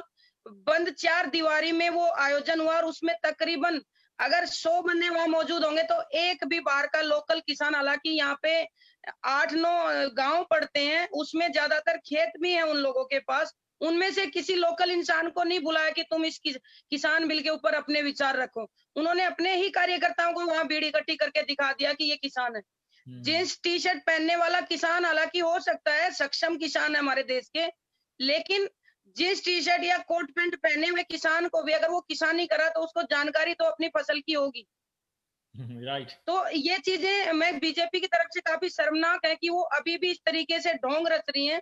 अरे आप बॉर्डर्स पे आपके पास किसान बैठा है, सारे मंत्री भाजपा के यहाँ रह रहे हैं, आप लाइव दिखाओ ना, वहां किसान से पूछो कि वो खेती कैसे करता है, और उसको समझाओ कि उनका किसान जो बिल उन्होंने दिया है वो किसान के लिए अच्छा है। उनकी तो हिम्मत होती नहीं है, जो असली किसान है उसके सामने नहीं जाएंगे क्योंकि वो पीटेंगे। पीटेंगे मैं इसलिए कह रही हूँ क्योंकि हरियाणा में एक मंत्री जी का दौरा था, किसान बिल के समर्थन को दिखाने के लिए उन्होंने एक दौरा रखा अपना हरियाणा में। वहां इतनी भारी संख्या में किसान पहुंच गया वीर जी, ट्रैक्टर लेके काले झंडे उनको दिखाए कि खट्टर साहब को वहां दुम दबा के भागना पड़ा, क्योंकि वहां पंजाब का जो ये बार बार टारगेट करते हैं पंजाब के किसान को, वहां पंजाब का किसान नहीं था, वहां हरियाणा वालों ने पीटने की तैयारी कर रखी थी कि तुम आओ और हम तुम्हें मजा चखाते हैं कि किसान बिल में हमें क्या फायदा है। तो ये चीजें इनकी दिख रही है, लेकिन मीडिया नहीं दिखाएगी इस चीज को, नहीं दिखाएगी जी, मीडिया तो बिका हुआ है ना। बालाजी एक वहां पे वीडियो भी देखी थी मैंने, कुछ लेडीज बैठी हुई थी वो भूख हड़ताल पे SYL मुद्दे पे, तो जो वहां पे पूछ रही थी लेडी, वो कह रही थी ये SYL क्या है, वो बोले गंगा जल के बारे में बात कर रहे हैं। वो किसी को SYL क्या है, और वो वहां पे भूख हड़ताल पे बैठे हुए थे। तो इनका कितना और कितना ये बेशर्म लोग हैं, और कितने बेशर्म होंगे, जो मुझे समझ नहीं लग रहे इन लोगों की। सही बात है, सही बात है। इनको SYL का पता ही नहीं है, मोदी जी से ऊपर से एक मैसेज आ गया होगा इनके फोनों में कि SYL को भड़का दो। तो हरियाणा पंजाब जो आज एक भाईचारे की मिसाल पेश कर रहे हैं, वो एक दूसरे के खिलाफ हो जाएंगे, आंदोलन कमजोर हो जाएगा। अभी मैं आपको बताऊं, हरियाणा से कल मैं एक वीडियो देख रही थी, कुछ महिलाएं आई हैं, ठीक है, उन्होंने कहा कि ये बार बार भाइयों और बहनों कहता है जो हमारा देश का प्रधानमंत्री है मोदी जी, तो भाई हम उसकी बहनें हुई, तो हमारा बात जो हमें किसान में खेती करने में हमें फायदा नहीं मिल रहा, हमारे बेटियों के जो शादियां नहीं हो पाती अच्छे तरीके से, तो बहन अगर कहता है तो बात इसको भरना चाहिए, क्योंकि ये देश का प्रधानमंत्री और बहन कहता है हमें, तो भाई हम तो इसको मजाक चखा के जाएंगे। अब इसका टाइम जाने वाला है, तमाम महिलाएं अपना घर का काम धाम छोड़ के वहां बॉर्डर्स पर पहुंचकर वहां किसान आंदोलन को मजबूती दे रही है। मैं सैल्यूट करती हूँ उन सभी बहनों को, क्योंकि मैं बहुत कम टाइम निकाल पाती हूँ, मैं सुबह जाके शाम को मुझे घर आना होता है, लेकिन मैं उन बहनों को सलाम करती हूँ जो अपने बच्चों को यहाँ साथ लेके, अपनी जो बूढ़ी सासू माँ है या मैया है उनको लेकर यहाँ पहुंची है और इस आंदोलन को मजबूती दे रही है, क्योंकि ये आंदोलन एक किसान का नहीं रह गया, ये तमाम उस इंसानियत का रह गया, उस जनता का किसान आंदोलन बन चुका है जिसको खाना मिलता है। और मैं अभी मंडे को आपको एक छोटी सी जानकारी दे दूं, मंडे को मैं अपनी बुराड़ी विधानसभा में एक महिला प्रोग्राम का आयोजन कर रही हूँ। उसमें जो महिलाएं हैं उनको ज्यादातर को ये नहीं पता, क्योंकि सीरियल ज्यादा देखती है महिलाएं और न्यूज में जानकारी देते नहीं है, तो मैं एक प्रोग्राम कर रही हूँ जिसमें उनको बताया जाएगा कि किसान बॉर्डर्स पर क्यों बैठा है, और वो आपकी थाली में खाना अच्छी कीमत, जो अच्छी सस्ती कीमत पर जो खाना पहुंचे, उसके लिए किसान लड़ाई लड़ रहा है, ताकि वो महिलाएं जो आज अपने बिहार से या MP से, हरियाणा से, अदर स्टेट से दिल्ली में बसे हुए हैं, वो भी उस आंदोलन में जाने के लिए उनको माइंड उनका तैयार हो, ताकि वो उसको आंदोलन को मजबूती देने के लिए अपना थोड़ा सा टाइम वहां निकाले। तो हम ये चर्चा के ऊपर एक प्रोग्राम मंडे को मैं रख रही हूँ, महिला प्रोग्राम रखा है मैंने, और उसमें कम से कम 400-500 महिलाओं को मैं इकट्ठा कर रही हूँ मास्क के साथ, क्योंकि सरकार जब अच्छी चीजों के लिए कोई इकट्ठा होता है तो वो कहते हैं कोरोना है, 2 गज की दूरी रखो, घर में रहो। लेकिन जब वो अमित शाह जी बिहार इसमें बंगाल में जाके मीटिंगें करते हैं, रैली करते हैं, उस टाइम पर कहते हैं कोरोना खत्म, सबको हम बीजेपी के प्रोग्राम में जो आएगा उसको कोरोना नहीं होने वाला, तो आप सब इकट्ठे हो, लाखों की संख्या में इकट्ठे हो। लेकिन अच्छाई के लिए अगर कुछ हो रहा है इकट्ठा तो उसको कोरोना में तब्दील किया जाता है। हाँ जी, देखिए उनके लिए रूल अलग है, दूसरों के लिए अलग है। थोड़ा सा टाइम का बिल्कुल। देख के मैं थोड़ा सा दूसरे जो पैनल के लोग हैं उनसे भी बात करना चाहता हूँ। थैंक यू बाला जी, बहुत बढ़िया आपने एक्सप्लेन किया। मैं ਨਵਦੀਪ ਆ ਜੀ ਤੁਹਾਨੂੰ ਇੱਕ ਕੁਐਸਚਨ ਕਰਨਾ ਚਾਹੁੰਦਾ, ਜਿੱਦਾਂ ਤੁਸੀਂ ਗਰਾਊਂਡ ਜ਼ੀਰੋ ਤੇ ਉੱਥੇ ਜੁੜੇ ਹੋਏ ਆ, ਤੇ ਮੈਂ ਤੁਹਾਨੂੰ ਪਹਿਲਾਂ ਵੀ ਕੁਐਸਚਨ ਕੀਤਾ ਸੀ ਵੀ ਦਿੱਕਤਾਂ ਕਿਹੜੀਆਂ ਆ ਰਹੀਆਂ, ਪਰ ਤੁਹਾਨੂੰ ਕੀ ਲੱਗ ਰਿਹਾ ਕਿ ਜਿਹੜੇ ਹੁਣ ਇਸ ਵਕਤ ਹੋਰ ਵੀ ਹਜੂਮ ਜਾ ਰਹੇ ਨੇ, ਬਾਕੀ ਜਗ੍ਹਾ ਤੋਂ ਵੀ ਇਕੱਠੇ ਹੋ ਰਹੇ ਨੇ, ਤੁਸੀਂ ਉਹਨਾਂ ਬਾਰੇ ਕੀ ਦੱਸਣਾ ਚਾਹੁੰਦੇ ਆ ਜੀ? ਦੇਖੋ ਜੀ, ਜੋ ਇੱਕ ਕਿਸਾਨੀ ਅੰਦੋਲਨ ਹੈ ਉਹਦੇ ਪ੍ਰਤੀ ਸਾਰੇ ਲੋਕਾਂ ਦੇ ਵਿੱਚ ਦਰਦ ਹੈ, ਪੰਜਾਬ ਦੇ ਲੋਕਾਂ ਦੇ ਵਿੱਚ। ਔਰ ਅੱਜ ਇੱਥੇ ਇਹ ਹਾਲਾਤ ਨੇ ਕਿ ਹਰ ਇੱਕ ਗਾਉਂ, ਹਰ ਇੱਕ ਘਰ ਦੇ ਵਿੱਚ ਹਰ ਇੱਕ ਦਾ ਇਹ ਮਨ ਹੈ ਕਿ ਅਸੀਂ ਉੱਥੇ ਪਹੁੰਚ ਗਏ, ਕਿਉਂਕਿ ਉੱਥੇ ਬੜਾ ਵੱਡਾ ਜੋ ਕਿਸਾਨਾਂ ਨੇ ਇੱਕ ਧੱਕਾ ਕੀਤਾ ਜਾ ਰਿਹਾ ਹੈ। ਔਰ ਡੇ ਬਾਏ ਡੇ ਉੱਥੇ ਜੋ ਰਸ਼ ਹੈ ਬਹੁਤ ਜ਼ਿਆਦਾ ਹੋ ਰਿਹਾ, ਉੱਥੇ ਬੜੇ ਬੁੱਧੀਜੀਵੀ ਲੋਕ ਵੀ ਪਹੁੰਚੇ ਹੋਏ ਹੈ, ਤੇ ਉੱਥੇ ਜੋ ਪ੍ਰਬੰਧ ਹੈ ਮੇਰੇ ਐਜ਼ ਪਰ ਮਾਈ ਥਿੰਕਿੰਗ ਵੀ ਉੱਥੇ ਜੋ ਪ੍ਰਬੰਧ ਆ ਉਹ ਵੀ ਹੁਣ ਅੱਛੇ ਹੋ ਰਹੇ ਆ, ਕਿਉਂਕਿ ਉੱਥੇ NGOs ਪਹੁੰਚ ਗਈਆਂ, ਖਾਲਸਾ ਏਡ, ਉਧਰ ਦਿੱਲੀ ਦੇ ਵਿੱਚੋਂ ਜੋ ਬੜਾ ਵਧੀਆ ਆ ਰਿਹਾ, ਉੱਥੇ ਲੰਗਰ ਦਾ ਜਾਂ ਪਾਣੀ ਦਾ ਜਾਂ ਟਾਇਲਟਸ ਦਾ ਸਾਰਾ ਸਿਸਟਮ ਉੱਥੇ ਹੋ ਰਿਹਾ ਹੈਗਾ। ਸੋ ਮੇਰਾ ਖਿਆਲ ਕਾਫੀ ਜੋ ਹੈ ਲੋਕ ਇੱਥੋਂ ਪੰਜਾਬ ਦੇ ਵਿੱਚੋਂ, ਹਰਿਆਣਾ ਦੇ ਵਿੱਚੋਂ ਔਰ UP ਦੇ ਵਿੱਚੋਂ ਵੀ ਆ ਰਹੇ ਆ, ਉੱਥੇ ਲਗਾਤਾਰ ਪਹੁੰਚ ਰਹੇ ਹੈਗੇ। ਤਾਂ ਹੁਣ ਐਟ ਪ੍ਰੈਜੈਂਟ ਜਿਹੜਾ ਉੱਥੇ ਮਾਹੌਲ ਹੈ ਠੀਕ ਹੈ, ਸਾਰੇ ਆਪਦਾ ਪੀਸ ਜਿਹੜਾ ਸ਼ਾਂਤੀਪੂਰਵਕ ਧਰਨਾ ਦੇ ਰਹੇ ਹੈਗੇ, ਤੇ ਇਹ ਉੱਥੇ ਜੋ ਹੈ ਇਹ ਚੱਲਦਾ ਰਹਿਣਾ ਹੈਗਾ। ਔਰ ਉਹਨਾਂ ਦੇ ਮਨ ਦੇ ਵਿੱਚ ਕਦੇ ਵੀ ਇਹ ਗੱਲ ਨਹੀਂ ਆਈ ਵੀ ਅਸੀਂ ਵਾਪਸ ਚੱਲੇ ਗਏ ਜੀ, ਬਹੁਤ ਟਾਈਮ ਹੋ ਗਿਆ, ਏਦਾਂ ਹੋ ਗਿਆ, ਨਹੀਂ। ਉਹਨਾਂ ਦੇ ਹੌਸਲੇ ਬੁਲੰਦ ਆ ਔਰ ਉਹ ਕਹਿੰਦੇ ਵੀ ਅਸੀਂ ਜੋ ਉੱਥੇ ਜਿੱਤ ਪ੍ਰਾਪਤ ਕਰਕੇ ਹੀ ਜਾਵਾਂਗੇ, ਔਰ ਇਹ ਹੋ ਕੇ ਵੀ ਰਹਿਣਾਗਾ ਇੱਕ ਦਿਨ, ਤੁਸੀਂ ਦੇਖੋਗੇ। ਕਿਉਂਕਿ ਮੋਦੀ ਸਰਕਾਰ ਹੁਣ ਸਿਰਫ ਤੇ ਸਿਰਫ ਇਹ ਗੱਲ ਦੇਖ ਰਹੀ ਹੈ ਵੀ ਅਬਾਨੀ ਅਡਾਨੀ ਸਾਨੂੰ ਕਦੋਂ ਇਸ਼ਾਰਾ ਕਰਦੇ ਹੈਗੇ, ਅਸੀਂ ਕਦੋਂ ਇਹ ਵਾਪਸ ਲਈਏ, ਕਿਉਂਕਿ ਇਸ਼ਾਰੇ ਤੇ ਕੰਮ ਕਰਨਾ ਉਹਨਾਂ ਨੇ। ਤਾਂ ਇੱਕ ਸਾਰੇ ਦੇ ਨਾਲ ਹੀ ਮੈਂ ਜੋ ਮੌਕੇ ਦੀ ਗੱਲ ਆ ਉਹਦੇ ਨਾਲ ਮੈਂ ਗੱਲ ਥੋੜੀ ਜਿਹੀ ਹੋਰ ਕਹੂੰਗਾ ਕਿ ਮੈਂ ਇਹ ਸੋਚਦਾ ਹੁੰਦਾ ਕਿ ਇਹ ਮੇਰੇ ਵਾਸਤੇ ਜਾਂ ਸਾਡੇ ਦੇਸ਼ ਵਾਸਤੇ ਬੜੀ ਸ਼ਰਮਨਾਕ ਗੱਲ ਆ। ਆਈ ਫੀਲ ਸ਼ੇਮ ਕਿ ਇਸ ਤਰ੍ਹਾਂ ਦਾ ਸਾਡੇ ਕੰਟਰੀ ਦਾ ਪ੍ਰਧਾਨ ਮੰਤਰੀ ਬਣਿਆ, ਜਿਹਨੂੰ ਜਿਹੜਾ ਬੰਦਾ ਆਪਦੇ ਪਰਿਵਾਰ ਨਹੀਂ ਚਲਾ ਸਕਿਆ, ਉਹਦੀ ਲਾਈਫ ਦਾ ਨਹੀਂ ਪਤਾ, ਉਹਦੀ ਐਜੂਕੇਸ਼ਨ ਦਾ ਨਹੀਂ ਪਤਾ ਵੀ ਕੀ ਕੁਛ ਹੋ ਰਿਹਾ ਹੈ, ਔਰ ਉਹ ਕਦੇ ਕੀ ਬਿਆਨ ਦਿੰਦਾ। ਜਿਵੇਂ ਪਹਿਲਾਂ ਵੀ ਗੱਲ ਚੱਲੀ ਹੈ ਕਿ ਮੇਰੀ ਮਨ ਕੀ ਬਾਤ ਸੁਣੋ, ਉਹਨੂੰ ਆਪਾਂ ਸਾਰੇ ਦੇਖੋ ਇਹਨਾਂ ਗੱਲਾਂ ਤੇ ਲੱਗੇ ਹੋ ਰਹੇ ਵੀ ਇੱਦਾਂ ਕਰਨਾ ਚਾਹੀਦਾ, ਇੱਦਾਂ ਕਰਨਾ ਚਾਹੀਦਾ। ਮੈਨੂੰ ਤਾਂ ਲੱਗਦਾ ਉਹਨੂੰ ਪਤਾ ਹੀ ਕੁਛ ਨਹੀਂਗਾ ਵੀ ਕੀ ਕਰਨਾ ਹੁੰਦਾ ਗਾ, ਜਾਂ ਕੰਟਰੀਜ਼ ਕਿੱਦਾਂ ਚੱਲਦੇ ਹੁੰਦੇ, ਜਾਂ ਆਪਦੇ ਕੰਟਰੀਜ਼ ਦੇ ਲੋਕਾਂ ਦੀ ਕਿੱਦਾਂ ਸੇਵਾ ਕਰਨੀ ਹੁੰਦੀ ਹੈ, ਜਾਂ ਆਪਦੇ ਸਟੇਟਾਂ ਦੇ ਪ੍ਰਤੀ ਕਿੱਦਾਂ ਆਪਾਂ ਇਮਾਨਦਾਰੀ ਦਿਖਾਉਣੀ ਹੁੰਦੀ ਹੈ, ਉਹਨੂੰ ਇਹਨਾਂ ਗੱਲਾਂ ਦਾ ਨਹੀਂ ਪਤਾ ਗਾ। ਔਰ ਉਹਦੇ ਸਹਿਯੋਗੀ ਅਮਿਤ ਸ਼ਾਹ ਨਾਲ ਜੁੜੇ ਹੋਏ ਹੈ, ਔਰ ਉਹਨਾਂ ਬਾਰੇ ਵੀ ਆਪਾਂ ਨੂੰ ਸਾਰਿਆਂ ਨੂੰ ਪਤਾ ਹੀ ਹੈ। ਸੋ ਮੈਂ ਤਾਂ ਇੱਕ ਬੇਨਤੀ ਕਰਨਾ ਚਾਹੁੰਦਾ ਕਿ ਜਿਵੇਂ ਮੇਰੇ ਮਨ ਦੀ ਸ਼ੰਕਾ ਹੈ ਕਿ ਅਜਿਹੇ ਲੋਕ ਚੁਣੇ ਕਿਉਂ ਜਾਂਦੇ ਹੈਗੇ, ਦੇਖੋ ਅਜਿਹੇ ਲੋਕ ਚੁਣੇ ਕਿਉਂ ਜਾਂਦੇ ਆ, ਜਾਂ ਤਾਂ ਲੋਕਾਂ ਨੂੰ ਅਵੇਅਰ ਹੋਣਾ ਪੈਣਾ, ਜਾਂ ਸਾਨੂੰ ਮੇਰੇ ਮਨ ਦੇ ਵਿੱਚ ਡਾਊਟ ਆ EVM ਦਾ। ਜਿਵੇਂ ਇਹਦੇ ਭੈਣ ਜੀ ਬੈਠੇ ਆ ਬਾਹਰ, ਉਧਰ ਪਹਿਲਾਂ ਉਧਰ ਵੀ EVM ਮਸ਼ੀਨ ਚੱਲੀਆਂ ਸੀਗੀਆਂ, ਉਸ ਤੋਂ ਬਾਅਦ ਬੈਲਟ ਪੇਪਰ ਰਾਹੀਂ ਮੇਰਾ ਖਿਆਲ ਹੁਣ ਉੱਥੇ ਇਲੈਕਸ਼ਨ ਹੋਣ ਲੱਗ ਗਈ ਹੈ ਸਾਰੇ। ਹਾਂ, ਸਾਡੇ ਤਾਂ ਬੈਲਟ ਪੇਪਰ ਨਾਲ ਹੀ ਹੁੰਦੇ ਆ ਜੀ, ਬੈਲਟ ਪੇਪਰ ਨਾਲ ਹੁੰਦੀ ਹੈ। ਔਰ ਅਸੀਂ ਲੋਕ ਇੱਥੇ ਪਹਿਲਾਂ ਰੌਲਾ ਪਾ ਰਹੇ ਹਾਂ ਵੀ ਅਸੀਂ EVM ਰਾਹੀਂ ਇਲੈਕਸ਼ਨ ਨਹੀਂ ਕਰਵਾਉਣੀ।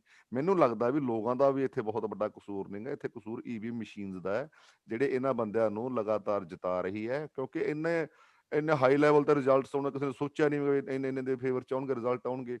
ਸੋ ਜਦੋਂ ਤੱਕ ਸਾਨੂੰ ਹਜੇ ਇਕੱਲਾ, ਚਲੋ ਕਿਸਾਨੀ ਅੰਦੋਲਨ ਬਹੁਤ ਵੱਡਾ ਅੰਦੋਲਨ ਹੈ, ਕਿਸਾਨਾਂ ਨਾਲ ਧੱਕਾ ਹੋ ਰਿਹਾ, ਇੱਕ ਦਿਨ ਸਾਨੂੰ ਸਾਰੇ ਭਾਰਤ ਵਰਸ਼ ਨੂੰ ਇਕੱਠੇ ਹੋ ਕੇ ਇਹਨਾਂ ਕਾਰਪੋਰੇਟ ਘਰਾਣਿਆਂ ਦੇ ਖਿਲਾਫ, ਇਹਨਾਂ ਕਾਰਪੋਰੇਟ ਘਰਾਣਿਆਂ ਦੇ ਏਜੰਟਸ ਦੇ ਖਿਲਾਫ ਇੱਕ ਵੱਡੀ ਲਹਿਰ ਚਲਾਉਣੀ ਪਊਗੀ, ਜੇਕਰ ਅਸੀਂ ਭਾਰਤ ਨੂੰ ਜਾਂ ਪੰਜਾਬ ਨੂੰ ਜਾਂ ਸਟੇਟਾਂ ਨੂੰ ਬਚਾਉਣਾ ਹੈ। ਕਿਉਂਕਿ ਡੇ ਬਾਏ ਡੇ ਇਕੱਲੇ ਹੁਣ ਕਿਸਾਨ ਦੇਖੋ, ਪਹਿਲਾਂ ਕਿਸਾਨਾਂ ਨੂੰ ਬਹੁਤ ਤੰਗ ਕੀਤਾ, ਕਿਸਾਨ ਬੈਠੇ ਆ, ਉਸ ਤੋਂ ਬਾਅਦ ਵਪਾਰੀਆਂ ਦਾ ਕੀ ਹਾਲ ਕਰ ਰਿਹਾ ਦੇਖੋ। ਹੁਣ ਵਪਾਰੀ ਵਿਚਾਰੇ ਜਿਹੜੇ ਆ ਉਹ ਇਕੱਠੇ ਹੋ ਕੇ ਇਹਨਾਂ ਦੀ ਜਿੰਦਾਬਾਦ ਮੁਰਦਾਬਾਦ ਕਰ ਰਹੇ ਆ, ਔਰ ਫਿਰ ਉਹ ਕੂਚ ਕਰ ਰਹੇ ਆ ਹੁਣ ਦਿੱਲੀ ਦੇ ਵੱਲ। ਮੈਨੂੰ ਏਦਾਂ ਦੱਸ ਦਿਓ ਵੀ ਇਹਨਾਂ ਦੇ ਸਰਕਾਰ ਦੇ ਵਿੱਚ ਕਿਹੜਾ ਵਰਗ ਖੁਸ਼ ਹੈ? ਇੱਕ ਵੀ ਇਨਸਾਨ, ਇੱਕ ਵੀ ਬੰਦਾ ਖੁਸ਼ ਨਹੀਂਗਾ। ਜੇ ਆਪਾਂ ਕਹਿ ਲਈਏ ਚਲੋ ਵੀ ਕਿਸਾਨ, ਇਹ ਕਹਿੰਦੇ ਕਿਸਾਨਾਂ ਨੂੰ ਸਮਝ ਨਹੀਂ ਲੱਗਦੀ ਜੀ, ਬਾਕੀ ਵਰਗ ਵੀ ਬੈਠੇ ਉਹ ਵੀ ਦੁਖੀ ਆ ਸਾਰੇ। ਸੋ ਇਹਨਾਂ ਦੀ ਮਾਨਸਿਕਤਾ ਨੂੰ ਬਹੁਤ ਮਾੜੀ ਹੈ। ਆਪਾਂ ਨੂੰ ਸਭ ਤੋਂ ਪਹਿਲਾਂ ਤਾਂ ਅੱਛੀ ਮਾਨਸਿਕਤਾ ਵਾਲੇ ਚੰਗੇ ਇਮਾਨਦਾਰ ਲੋਕਾਂ ਨੂੰ ਅੱਗੇ ਲਿਆਉਣਾ ਪਊਗਾ, ਪਰ ਇਹ ਜਿੱਥੋਂ ਤੱਕ ਪਹੁੰਚ ਚੁੱਕਿਆ ਇਹਨੂੰ ਬੈਕ ਕਰਨਾ ਬਹੁਤ ਮੁਸ਼ਕਲ ਹੈ, ਪਰ ਕੋਈ ਗੱਲ ਇੰਪੋਸੀਬਲ ਨਹੀਂ ਹੁੰਦੀ ਗੀ। ਉਹਦੇ ਲਈ ਬਹੁਤ ਕੁਝ ਕਰਨ ਦੀ ਲੋੜ ਆ ਹਜੇ, ਤੇ ਜਿੱਥੋਂ ਤੱਕ ਕਿਸਾਨੀ ਅੰਦੋਲਨ ਦੀ ਮੈਂ ਗੱਲ ਕਰਦਾ ਜੀ, ਉਹਦੇ ਨਾਲ ਇਹਨੂੰ ਸਬਕ ਬਹੁਤ ਵੱਡਾ ਮਿਲ ਗਿਆ ਮੋਦੀ ਨੂੰ ਅੱਗੇ ਤੋਂ। ਬਿਲਕੁਲ ਜੀ। ਸਬਕ ਬਹੁਤ ਵੱਡਾ ਮਿਲ ਗਿਆ। ਕਿਸੇ ਵੀ ਕੰਮ ਨੂੰ ਕਰਨ ਲੱਗਿਆ, ਕਿਸੇ ਗਲਤ ਕੰਮ ਨੂੰ ਕਰਨ ਲੱਗਿਆ 4 ਵਾਰ ਸੋਚੂਗਾ ਵੀ ਇਹਦੇ ਬਹੁਤ ਵੱਡੇ ਜਿਹੜੇ ਮੈਨੂੰ ਹੈ ਭੁਗਤਣੇ ਪੈਣਗੇ। ਸੋ ਜਿਹੜਾ ਕਿਸਾਨੀ ਅੰਦੋਲਨ ਹੈ ਇਹਦੇ ਨਾਲ ਭਾਈਚਾਰਕ ਸਾਂਝ ਵਧੀ ਹੈ ਬਹੁਤ ਜ਼ਿਆਦਾ। ਜਿਵੇਂ SYL ਦਾ ਮੁੱਦਾ ਚਲਾਉਣ ਦੀ ਕੋਸ਼ਿਸ਼ ਕੀਤੀ ਸੀ, ਉਹ ਵੀ ਕਿਸੇ ਨੇ ਐਕਸੈਪਟ ਨਹੀਂ ਕੀਤਾ ਵੀ ਜਾਣਬੁੱਝ ਕੇ ਸਭ ਲੋਕਾਂ ਨੂੰ ਉੱਥੇ ਪੜ੍ਹੇ ਲਿਖੇ ਬੁੱਧੀਮਾਨ ਲੋਕ ਆ ਸਾਨੂੰ ਲੜਾਇਆ ਜਾ ਰਿਹਾ। ਈਵਨ ਕਿ ਹਰਿਆਣਾ ਦੇ ਜੋ ਲੋਕ ਆ ਉਹਨਾਂ ਨੇ ਤੇ ਇਹ ਗੱਲ ਕਹੀ ਵੀ ਸਾਨੂੰ SYL ਦਾ ਮੁੱਦਾ ਨਹੀਂ ਚਾਹੀਦਾ, ਸਾਨੂੰ ਪਾਣੀ ਦੀ ਲੋੜ ਨਹੀਂ, ਕਿਉਂਕਿ ਜੇਕਰ ਜ਼ਮੀਨ ਹੀ ਨਾ ਰਹੀ ਤਾਂ ਪਾਣੀ ਅਸੀਂ ਕੀ ਕਰਾਂਗੇ, ਪਾਣੀ ਕੀ ਕਰਾਂਗੇ। ਹਾਂ, ਸਾਡੇ ਪਾਣੀ ਵਿੱਚ ਅਸੀਂ ਕੀ ਵੰਡੀਆਂ ਪਾਉਣ ਕਰਾਂਗੇ। ਲੱਗ ਗਏ ਹੋ।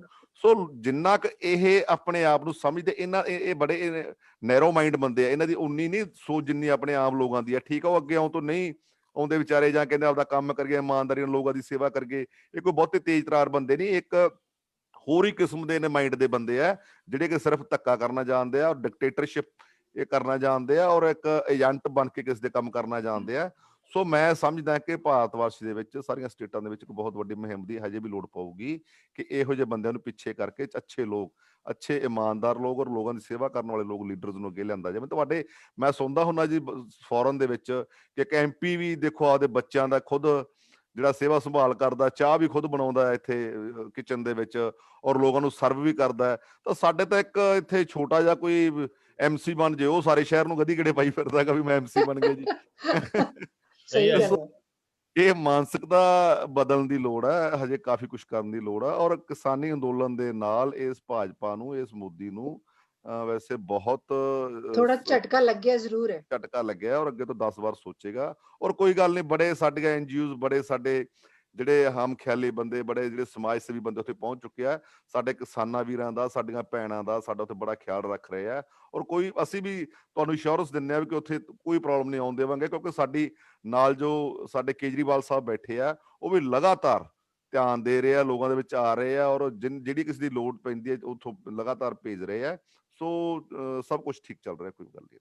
ਥੈਂਕ ਯੂ ਨਵਦੀਪ ਸਿੰਘ ਜੀ, ਤੁਸੀਂ ਬਹੁਤ ਵਧੀਆ ਤਰੀਕੇ ਦੇ ਨਾਲ ਐਕਸਪਲੇਨ ਕੀਤਾ। ਮੈਂ ਤਾਂ ਇੱਕ ਨਵਦੀਪ ਸਿੰਘ ਜੀ ਇੱਕ ਗੱਲ ਕਰਨੀ ਚਾਹੁੰਦਾ, ਇੱਕ ਜਿਹੜਾ ਨਾ ਕਹਿੰਦੇ ਮੋਦੀ ਨੇ ਚਾਹ ਪਿਲਾਈ ਹੈ, ਇਹਨੂੰ ਲੱਗਦਾ ਚਾਹ ਵੀ ਨਹੀਂ ਬਣਾਉਣੀ ਆਉਂਦੀ ਹੋਣੀ ਇਹਨੂੰ, ਨਹੀਂ ਆਉਂਦੀ। ਆਹ ਵੀ ਇਹਦਾ ਜੁਮਲਾ ਹੀ ਲੱਗਣ ਡਿਆ ਮੈਨੂੰ ਤਾਂ ਇਹਦਾ ਇਹ ਨਹੀਂ ਪਤਾ ਲੱਗ ਰਿਹਾ ਵੀ ਜੀ ਕੀ ਕਿਹੜੀ ਡਿੱਗ ਕਿੱਥੇ ਚਾਹ ਚੂ ਕਿੱਥੇ ਪਲਾਉਂਦਾ ਰਿਹਾ ਹੋਣਾ ਜੀ। ਮੈਨੂੰ ਤਾਂ ਲੱਗਦਾ ਨਹੀਂ, ਤਾਂ ਐਵੇਂ ਪਤਾ ਨਹੀਂ ਹੋਰ ਹੀ ਕੁਝ ਚਾਹ ਵੀ ਨਹੀਂ ਬਣਾਉਣੀ ਭਗਵਾਨ ਆਉਂਦੀ ਨੇ ਜੀ। ਕਿਹਾ ਨਾ ਆਪਣੀ ਕਵਿਤਾ ਦੇ ਵਿੱਚ ਕਿ ਲੱਗਦਾ ਹੈ ਕਿ ਤੈਨੂੰ ਚਾਹ ਬਣਾਉਣੀ ਵੀ ਨਹੀਂ ਆਉਂਦੀ, ਉਹ ਵੀ ਇੱਕ ਤਰ੍ਹਾਂ ਜੁਮਲਾ ਹੀ ਸੀਗਾ। ਕੁਝ ਨਹੀਂ, ਕੋਈ ਦੀ ਮੈਰਿਜ ਨਹੀਂ ਪਤਾ ਹੋਈ ਆ ਜਾਂ ਨਹੀਂ ਹੋਈ, ਉਹ ਚ ਵੀ ਲੋਕ ਹਜੇ ਭੰਬਲ ਭੂਸੇ ਜਾ ਵਿਚਾਰੇ। ਮਨ ਕੀ ਬਾਤ ਸੁਣਾਈ ਜਾਂਦਾ, ਆਪਦੇ ਦੱਸ ਦੇਣਾ ਤੇਰੀ ਹਿਸਟਰੀ ਕੀ ਹੈ ਮਨ ਕੀ ਬਾਤ ਚ, ਕਦੇ ਦੱਸ ਦੇ ਵੀ ਮੈਂ ਭਾਈ ਇੱਥੇ ਬਰਥ ਹੋਇਆ ਸੀ, ਇੱਥੋਂ ਐਜੂਕੇਸ਼ਨ ਲਈ ਹੈ, ਇੱਥੇ ਮੇਰੀ ਮੈਰਿਜ ਹੋਈ ਸੀ, ਮੇਰੀ ਵਾਈਫ ਇੱਥੇ ਬੈਠੀ ਹੈ, ਜਾਂ ਲੋਕ ਆਪਦੇ ਮਨ ਕੀ ਬਾਤ ਚ ਆਪਦੇ ਬਾਰੇ ਤਾਂ ਦੱਸ ਦੇਣਾ ਕੀ ਕੁਛ ਹੈ, ਕੀ ਤੁਸੀਂ ਉਹਨਾਂ ਬਾਰੇ ਨੂੰ ਲੋਕਾਂ ਨੂੰ ਪਤਾ ਮੋਦੀ ਚ ਹੈ ਕੀ ਚੀਜ਼ ਹੈ, ਕਿੱਥੋਂ ਆਏ ਆ, ਕੀ ਕੀਤਾ, ਚਾਹ ਬਣਾਈ ਹੈ ਨਹੀਂ ਬਣਾਈ, ਮੈਰਿਜ ਹੋਈ ਹੈ ਨਹੀਂ ਹੋਈ।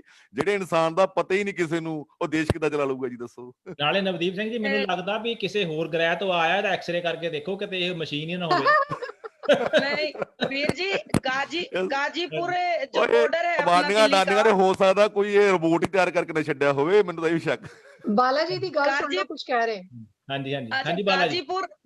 गाजीपुर बॉर्डर है दिल्ली का, तो उस पे इधर मेरठ की साइड से यूपी की तरफ से एक किसान ने कहा एक बार मीडिया से बात करते हुए, कह रहे हैं ये मोदी जी फंस गए हैं, इन्होंने पढ़ाई की थी हिंदू और मुस्लिम धर्म की, लेकिन बीच में आ गया किसान, तो ये अभी फेल होंगे इस परीक्षा में, क्योंकि इन्होंने किसान पे तो पढ़ाई की नहीं है। हिंदू मुस्लिम को लड़ाया कैसे जाए, भाईचारा कैसे खत्म किया जाए, उसी पर पढ़ाई की थी, बीच में किसान आ गया, किसान के ऊपर फंस गए है ये मामला। हाँ जी, बातें हमारे पास बहुत हैं जी आज, लेकिन थोड़ा टाइम इजाजत नहीं दे रहा। सो जो भी फेसबुक पे हमें देख रहे हैं सभी का धन्यवाद जो हमें शेयर कर रहे हैं। मैं ਹੁਣ ਪੈਮ ਜੀ ਵੱਲ ਜਾ ਰਿਹਾ, ਆਪਾਂ ਥੋੜੇ ਮਿੰਟ ਲੈ ਕੇ ਗੱਲ ਕਰਨੀ ਚਾਹੁੰਦੇ। ਪੈਮ ਜੀ, ਤੁਸੀਂ ਬਹੁਤ ਸਾਰੀਆਂ NRI ਰੈਲੀਜ਼ ਵਿੱਚ ਗਏ ਆ, ਮੈਂ ਤੁਹਾਡੀਆਂ ਵੀਡੀਓ ਦੇਖੀਆਂ। ਤੁਸੀਂ ਉਸ NRI ਰੈਲੀ ਦੇ ਵਿੱਚ ਚਲੋ ਜਵਾਨ ਤਾਂ ਦੇਖੀ ਆ, ਮੈਂ ਦੇਖਿਆ ਤੁਸੀਂ ਬੱਚੇ ਵੀ ਦੇਖੇ ਆ ਤੁਸੀਂ ਉੱਥੇ, ਤੁਸੀਂ ਉਹਨਾਂ ਬਾਰੇ ਕੀ ਕਹਿਣਾ ਚਾਹੁੰਦੇ ਆ ਜਿਹੜੇ ਕਿਸਾਨ ਅੰਦੋਲਨ ਦੇ ਫੇਵਰ ਦੇ ਵਿੱਚ NRI ਰੈਲੀਜ਼ ਕਰ ਰਹੇ ਨੇ? ਮੈਨੂੰ ਬਹੁਤ ਖੁਸ਼ੀ ਹੁੰਦੀ, ਮੈਂ ਕਾਫੀ ਰੈਲੀਜ਼ ਵਿੱਚ ਗਈ ਹਾਂ। ਬੱਚੇ ਔਰ ਸਾਡੀ ਯੂਥ ਜਿਹੜੀ ਕਿ ਇੱਥੇ ਅੱਜ ਕੱਲ ਜਿਨ੍ਹਾਂ ਨੂੰ ਖਾ ਪੀ ਕੇ ਐਸ਼ ਕਰਕੇ ਭੰਗੜਾ ਪਾਉਣ ਤੋਂ ਇਲਾਵਾ ਕੋਈ ਕੰਮ ਨਹੀਂ ਸੀਗਾ, ਜਿਸ ਤਰ੍ਹਾਂ ਪੰਜਾਬ ਨੂੰ ਉਹਨਾਂ ਨੇ ਵਾਪਸ ਨਾਲ ਜੋੜਿਆ, ਏਦਾਂ ਹੀ ਇੱਥੇ ਸਾਡੇ ਜਿਹੜੇ ਇੱਥੋਂ ਦੀ ਯੂਥ ਹੈ ਉਹ ਵੀ ਜੁੜ ਰਹੇ। ਹਾਂ, ਕਦੀ ਕਦੀ ਉਹ ਗਲਤ ਸਲੋਗਨ ਵਗੈਰਾ ਸ਼ਾਊਟ ਕਰਦੇ, ਪਰ ਅਸੀਂ ਹੈਗੇ ਆ ਉਹਨਾਂ ਨੂੰ ਦੱਸਣ ਵਾਲੇ ਵੱਡੇ ਲੋਕ। ਤੇ ਮਤਲਬ ਵੱਡੀ ਉਮਰ ਵਾਲੇ ਅਸੀਂ ਉਹਨਾਂ ਨੂੰ ਕਹਿ ਦਿੰਦੇ ਕਿ ਨਹੀਂ ਨਹੀਂ ਇਸ ਤਰ੍ਹਾਂ ਨਹੀਂ ਬੋਲਣਾ, ਜਿਸ ਤਰ੍ਹਾਂ ਕਿ ਮੋਦੀ ਕੁੱਤਾ ਜਾਂ ਏਦਾਂ ਕਹਿਤਾ ਜਾਂ ਕਦੀ ਵੀ ਮਤਲਬ ਖਾਲਿਸਤਾਨ ਇਹ ਐਵੇਂ ਆਪਾਂ ਬਹੁਤ ਰੋਕਦੇ ਆ ਉਹਨਾਂ ਨੂੰ ਕਿ ਨਹੀਂ ਇਹ ਗੱਲਾਂ ਨਹੀਂ ਕਰਨੀਆਂ, ਇਹਦੇ ਨਾਲ ਅੰਦੋਲਨ ਨੂੰ ਸੱਟ ਲੱਗਦੀ ਹੈ। ਤੇ ਦੂਸਰਾ ਮੈਂ ਇੱਕ ਬਾਲਾ ਜੀ ਦਾ ਆंसर करना सी, क्वेश्चन नॉट क्वेश्चन, बट उन्होंने कमेंट किया कि बाहर से भेज रहे हैं। बाला जी पंजाब का स्पिरिचुअल कल्चर है, मैं सिर्फ रिलीजियस कल्चर नहीं कहना चाहती, सिख तो करते हैं सारे पंजाबी, जब भी ऐसे होता है तो घर घर से लोग दान देते हैं।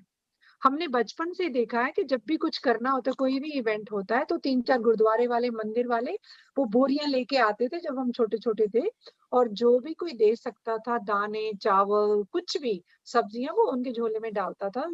तो अभी भी घर घर से पंजाब के लोग जो हैं वो भी दान कर रहे हैं, सिर्फ बाहर के पैसे से नहीं चल रहा, पंजाब का हर घर इसमें दान दे रहा है। हाँ जी, ओके। बहुत बढ़िया पैम जी, बहुत ये शॉर्ट जिसको दसवंत कहते हैं।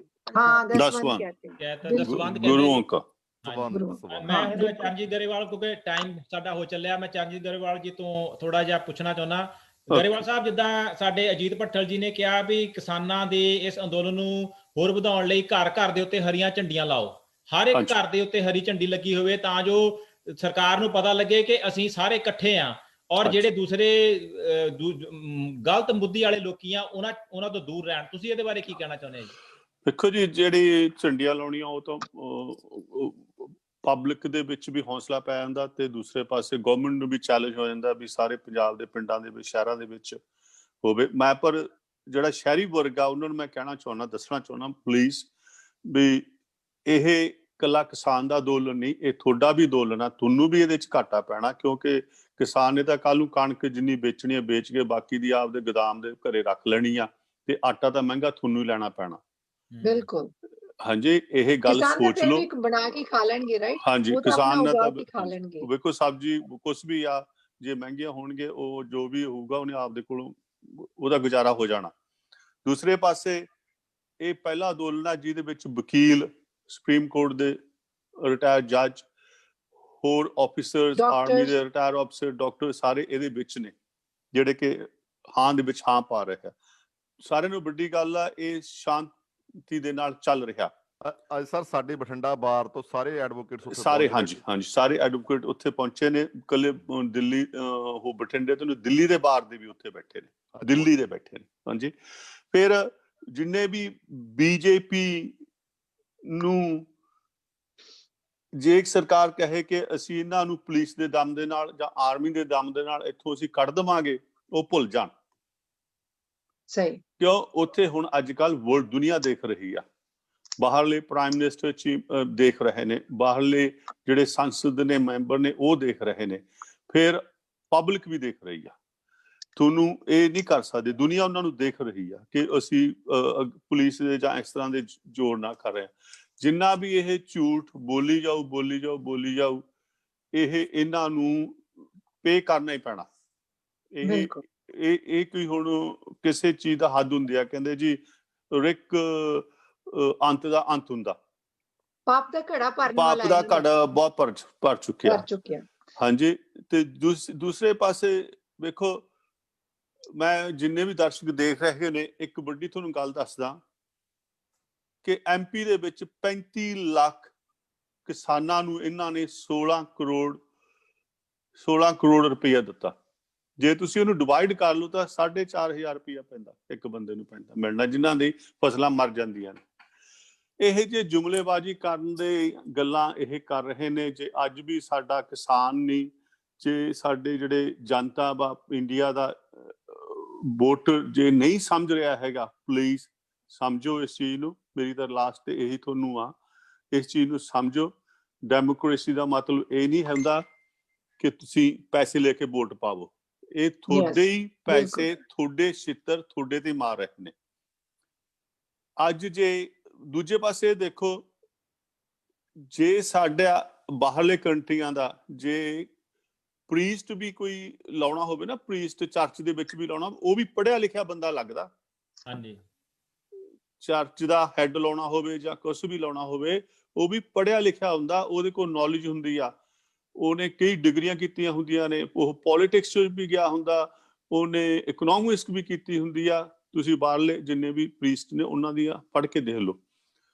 ਇਹਨਾਂ ਨੂੰ ਤੁਸੀਂ ਫਿਰ ਦੂਜੇ ਪਾਸੇ ਜਿਹੜੀ ਸਰਕਾਰ ਆ ਜਾਂ ਸਰਕਾਰ ਦੇ ਬੰਦੇ ਮੂਹਰੇ ਨੇ ਉਹ ਦੇਖਦੇ ਵੀ ਹੋਣਗੇ ਕਦੇ ਕਦੇ ਸਾਨੂੰ, ਉਹ ਆਪਦੇ ਦਿਲਾਂ ਚੋਂ ਕੱਢ ਦੇਣ ਇਹ ਹੁਣ 20ਵੀਂ 21ਵੀਂ ਸਦੀ ਆ ਗਈ ਆ। ਹਾਂਜੀ, ਤੁਹਾਨੂੰ ਦੁਨੀਆ ਦੇ ਨਾਲ ਬੈਠ ਕੇ ਚੱਲਣਾ ਪੈਣਾ, ਇਮਾਨਦਾਰੀ ਦੇ ਨਾਲ ਚੱਲਣਾ ਪੈਣਾ।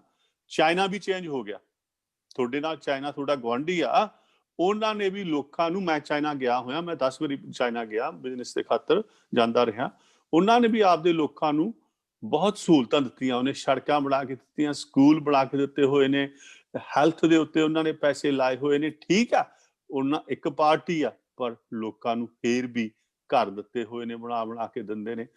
ਇਹ ਮੇਰਾ ਮਤਲਬ ਕਹਿੰਦਾ ਵੀ ਪਲੀਜ਼ ਇਹਨਾਂ ਦੀ ਗੱਲ ਸੁਣ ਲਓ। ਕਿਸਾਨ ਕੋਈ ਮਾੜਾ ਬੰਦਾ ਨਹੀਂ ਜਿਹੜਾ ਕਿ ਤੁਹਾਨੂੰ ਰੋਟੀ ਖਿਲਾਉਂਦਾ, ਤੁਹਾਨੂੰ ਸਾਰਾ ਕੁਝ ਦਿੰਦਾ ਤੇ ਫਿਰ ਬਾਅਦ ਦੇ ਵਿੱਚ ਆਪ ਖਾਂਦਾ। ਬਿਲਕੁਲ ਚੰਦ ਦੀ ਗੱਲ ਹੈ, ਬਹੁਤ ਸੋਹਣੀ ਤੁਸੀਂ ਚਰਚਾ ਰਹੀ ਜੀ ਅੱਜ, ਔਰ ਟਾਈਮ Thank ਸਾਨੂੰ you. ਇਜਾਜ਼ਤ ਨਹੀਂ ਦੇ ਰਿਹਾ, ਟਾਈਮ ਓਵਰ ਹੋ ਰਿਹਾ। ਅਸੀਂ ਫੇਰ ਮਿਲਾਂਗੇ ਜੀ। ਹੁਣ ਜਿੱਦਾਂ ਬਾਲਾ ਜੀ ਸਾਡੇ ਨਾਲ ਜੁੜੇ ਆ, ਤੁਹਾਡਾ ਬਹੁਤ ਬਹੁਤ ਧੰਨਵਾਦ ਸੰਜੇ ਬਾਲਾ ਜੀ, ਆਪਨੇ ਟਾਈਮ ਨਿਕਾਲਾ। ਐਡਵੋਕੇਟ ਨਵਦੀਪ ਸਿੰਘ ਜੀ ਤੁਹਾਡਾ ਵੀ ਬਹੁਤ ਬਹੁਤ ਧੰਨਵਾਦ, ਤੁਸੀਂ ਵੀ ਟਾਈਮ ਕੱਢਿਆ। ਪੈਮ ਅਟਵਾਲ ਜੀ ਤੁਹਾਡਾ ਵੀ ਬਹੁਤ ਬਹੁਤ ਧੰਨਵਾਦ। ਚਰਨਜੀਤ ਗਰੇਵਾਲ ਸਾਹਿਬ ਤੁਹਾਡਾ ਵੀ ਬਹੁਤ ਬਹੁਤ ਧੰਨਵਾਦ, ਤੁਸੀਂ ਸਾਨੂੰ ਅੱਜ ਟਾਈਮ ਦਿੱਤਾ। ਤੇ ਅਸੀਂ ਫਿਰ ਇਹੋ ਚਰਚਾ ਸਾਡੀ ਚੱਲਦੀ ਰਹੇਗੀ ਜੀ ਐਵਰੀ ਡੇ। ਅਸੀਂ 7:30 ਵਜੇ ਤੋਂ ਲੈ ਕੇ 8:30 ਵਜੇ ਤੱਕ ਪੈਸੀਫਿਕ ਟਾਈਮ ਤੇ 9 AM ਤੋਂ ਲੈ ਕੇ 10 AM ਤੱਕ ਜਿਹੜਾ ਇੰਡੀਅਨ ਟਾਈਮ ਦੇ ਵਿੱਚ ਅਸੀਂ ਇਹੋ ਫੇਸਬੁੱਕ ਚਰਚਾ ਕਰ ਰਹੇ ਹਾਂ। ਔਰ ਮੈਂ ਲਾਸਟ ਦੇ ਵਿੱਚ ਇਹ ਦੱਸਦਾ ਜਾਵਾਂ ਕਿ ਸਾਡਾ ਕਿਸਾਨ ਅੰਦੋਲਨ ਤੇ ਕਵੀ ਸੰਮੇਲਨ ਹੋਣ ਜਾ ਰਿਹਾ ਸੈਚਰਡੇ ਨੂੰ ਸ਼ਾਮੀ 7:30 ਵਜੇ ਤੋਂ 8:30 ਵਜੇ ਪੈਸੀਫਿਕ ਟਾਈਮ ਤੇ ਸੰਡੇ 9 AM ਤੋਂ 10 AM ਇੰਡੀਅਨ ਟਾਈਮ ਦੇ ਹਿਸਾਬ ਨਾਲ। ਸੋ ਉਸ ਨੂੰ ਤੁਸੀਂ ਦੇਖਣਾ ਨਾ ਭੁੱਲਣਾ। ਤੇ ਅਸੀਂ ਜਿਹੜਾ ਫਰਾਈਡੇ ਨੂੰ ਸ਼ਾਮ ਨੂੰ ਔਰ ਸੈਚਰਡੇ ਸਵੇਰੇ ਖਾਲਸਾ ਐਡ ਤੋਂ ਸਾਡੇ ਨਾਲ ਜੁੜ ਰਹੇ ਨੇ, ਉਹ ਦੱਸਣਗੇ ਸਾਰਾ ਕੁਝ। ਸੋ ਇਸ ਪਰਮਾਤਮਾ ਦੀ ਕਿਰਪਾ ਦੇ ਨਾਲ, ਭਰਾਵਾਂ ਦੀ ਹੈਲਪ ਦੇ ਨਾਲ ਔਰ ਸਾਡੀਆਂ ਭੈਣਾਂ ਦੀ ਹੈਲਪ ਦੇ ਨਾਲ ਇਹ ਪ੍ਰੋਗਰਾਮ ਅੱਜ ਸਾਡਾ 22ਵਾਂ ਪ੍ਰੋਗਰਾਮ ਸੀ। ਔਰ ਅਸੀਂ ਇਸੇ ਤਰੀਕੇ ਦੇ ਨਾਲ ਪ੍ਰੋਗਰਾਮ ਕਰਦੇ ਰਹਿਣਾ ਜਿੰਨਾ ਚਿਰ ਸਾਡਾ ਕਿਸਾਨ ਘਰ ਨਹੀਂ ਮੁੜ ਜਾਂਦਾ। ਸੋ ਇਨਕਲਾਬ ਜਿੰਦਾਬਾਦ, किसान एकता जिंदाबाद, जिंदाबाद। जिंदाबाद। Thank you for being a great host, and Bala, nice meeting you. Thank you ji, thank you very much. Thank you, Hero. Thank you. Bye.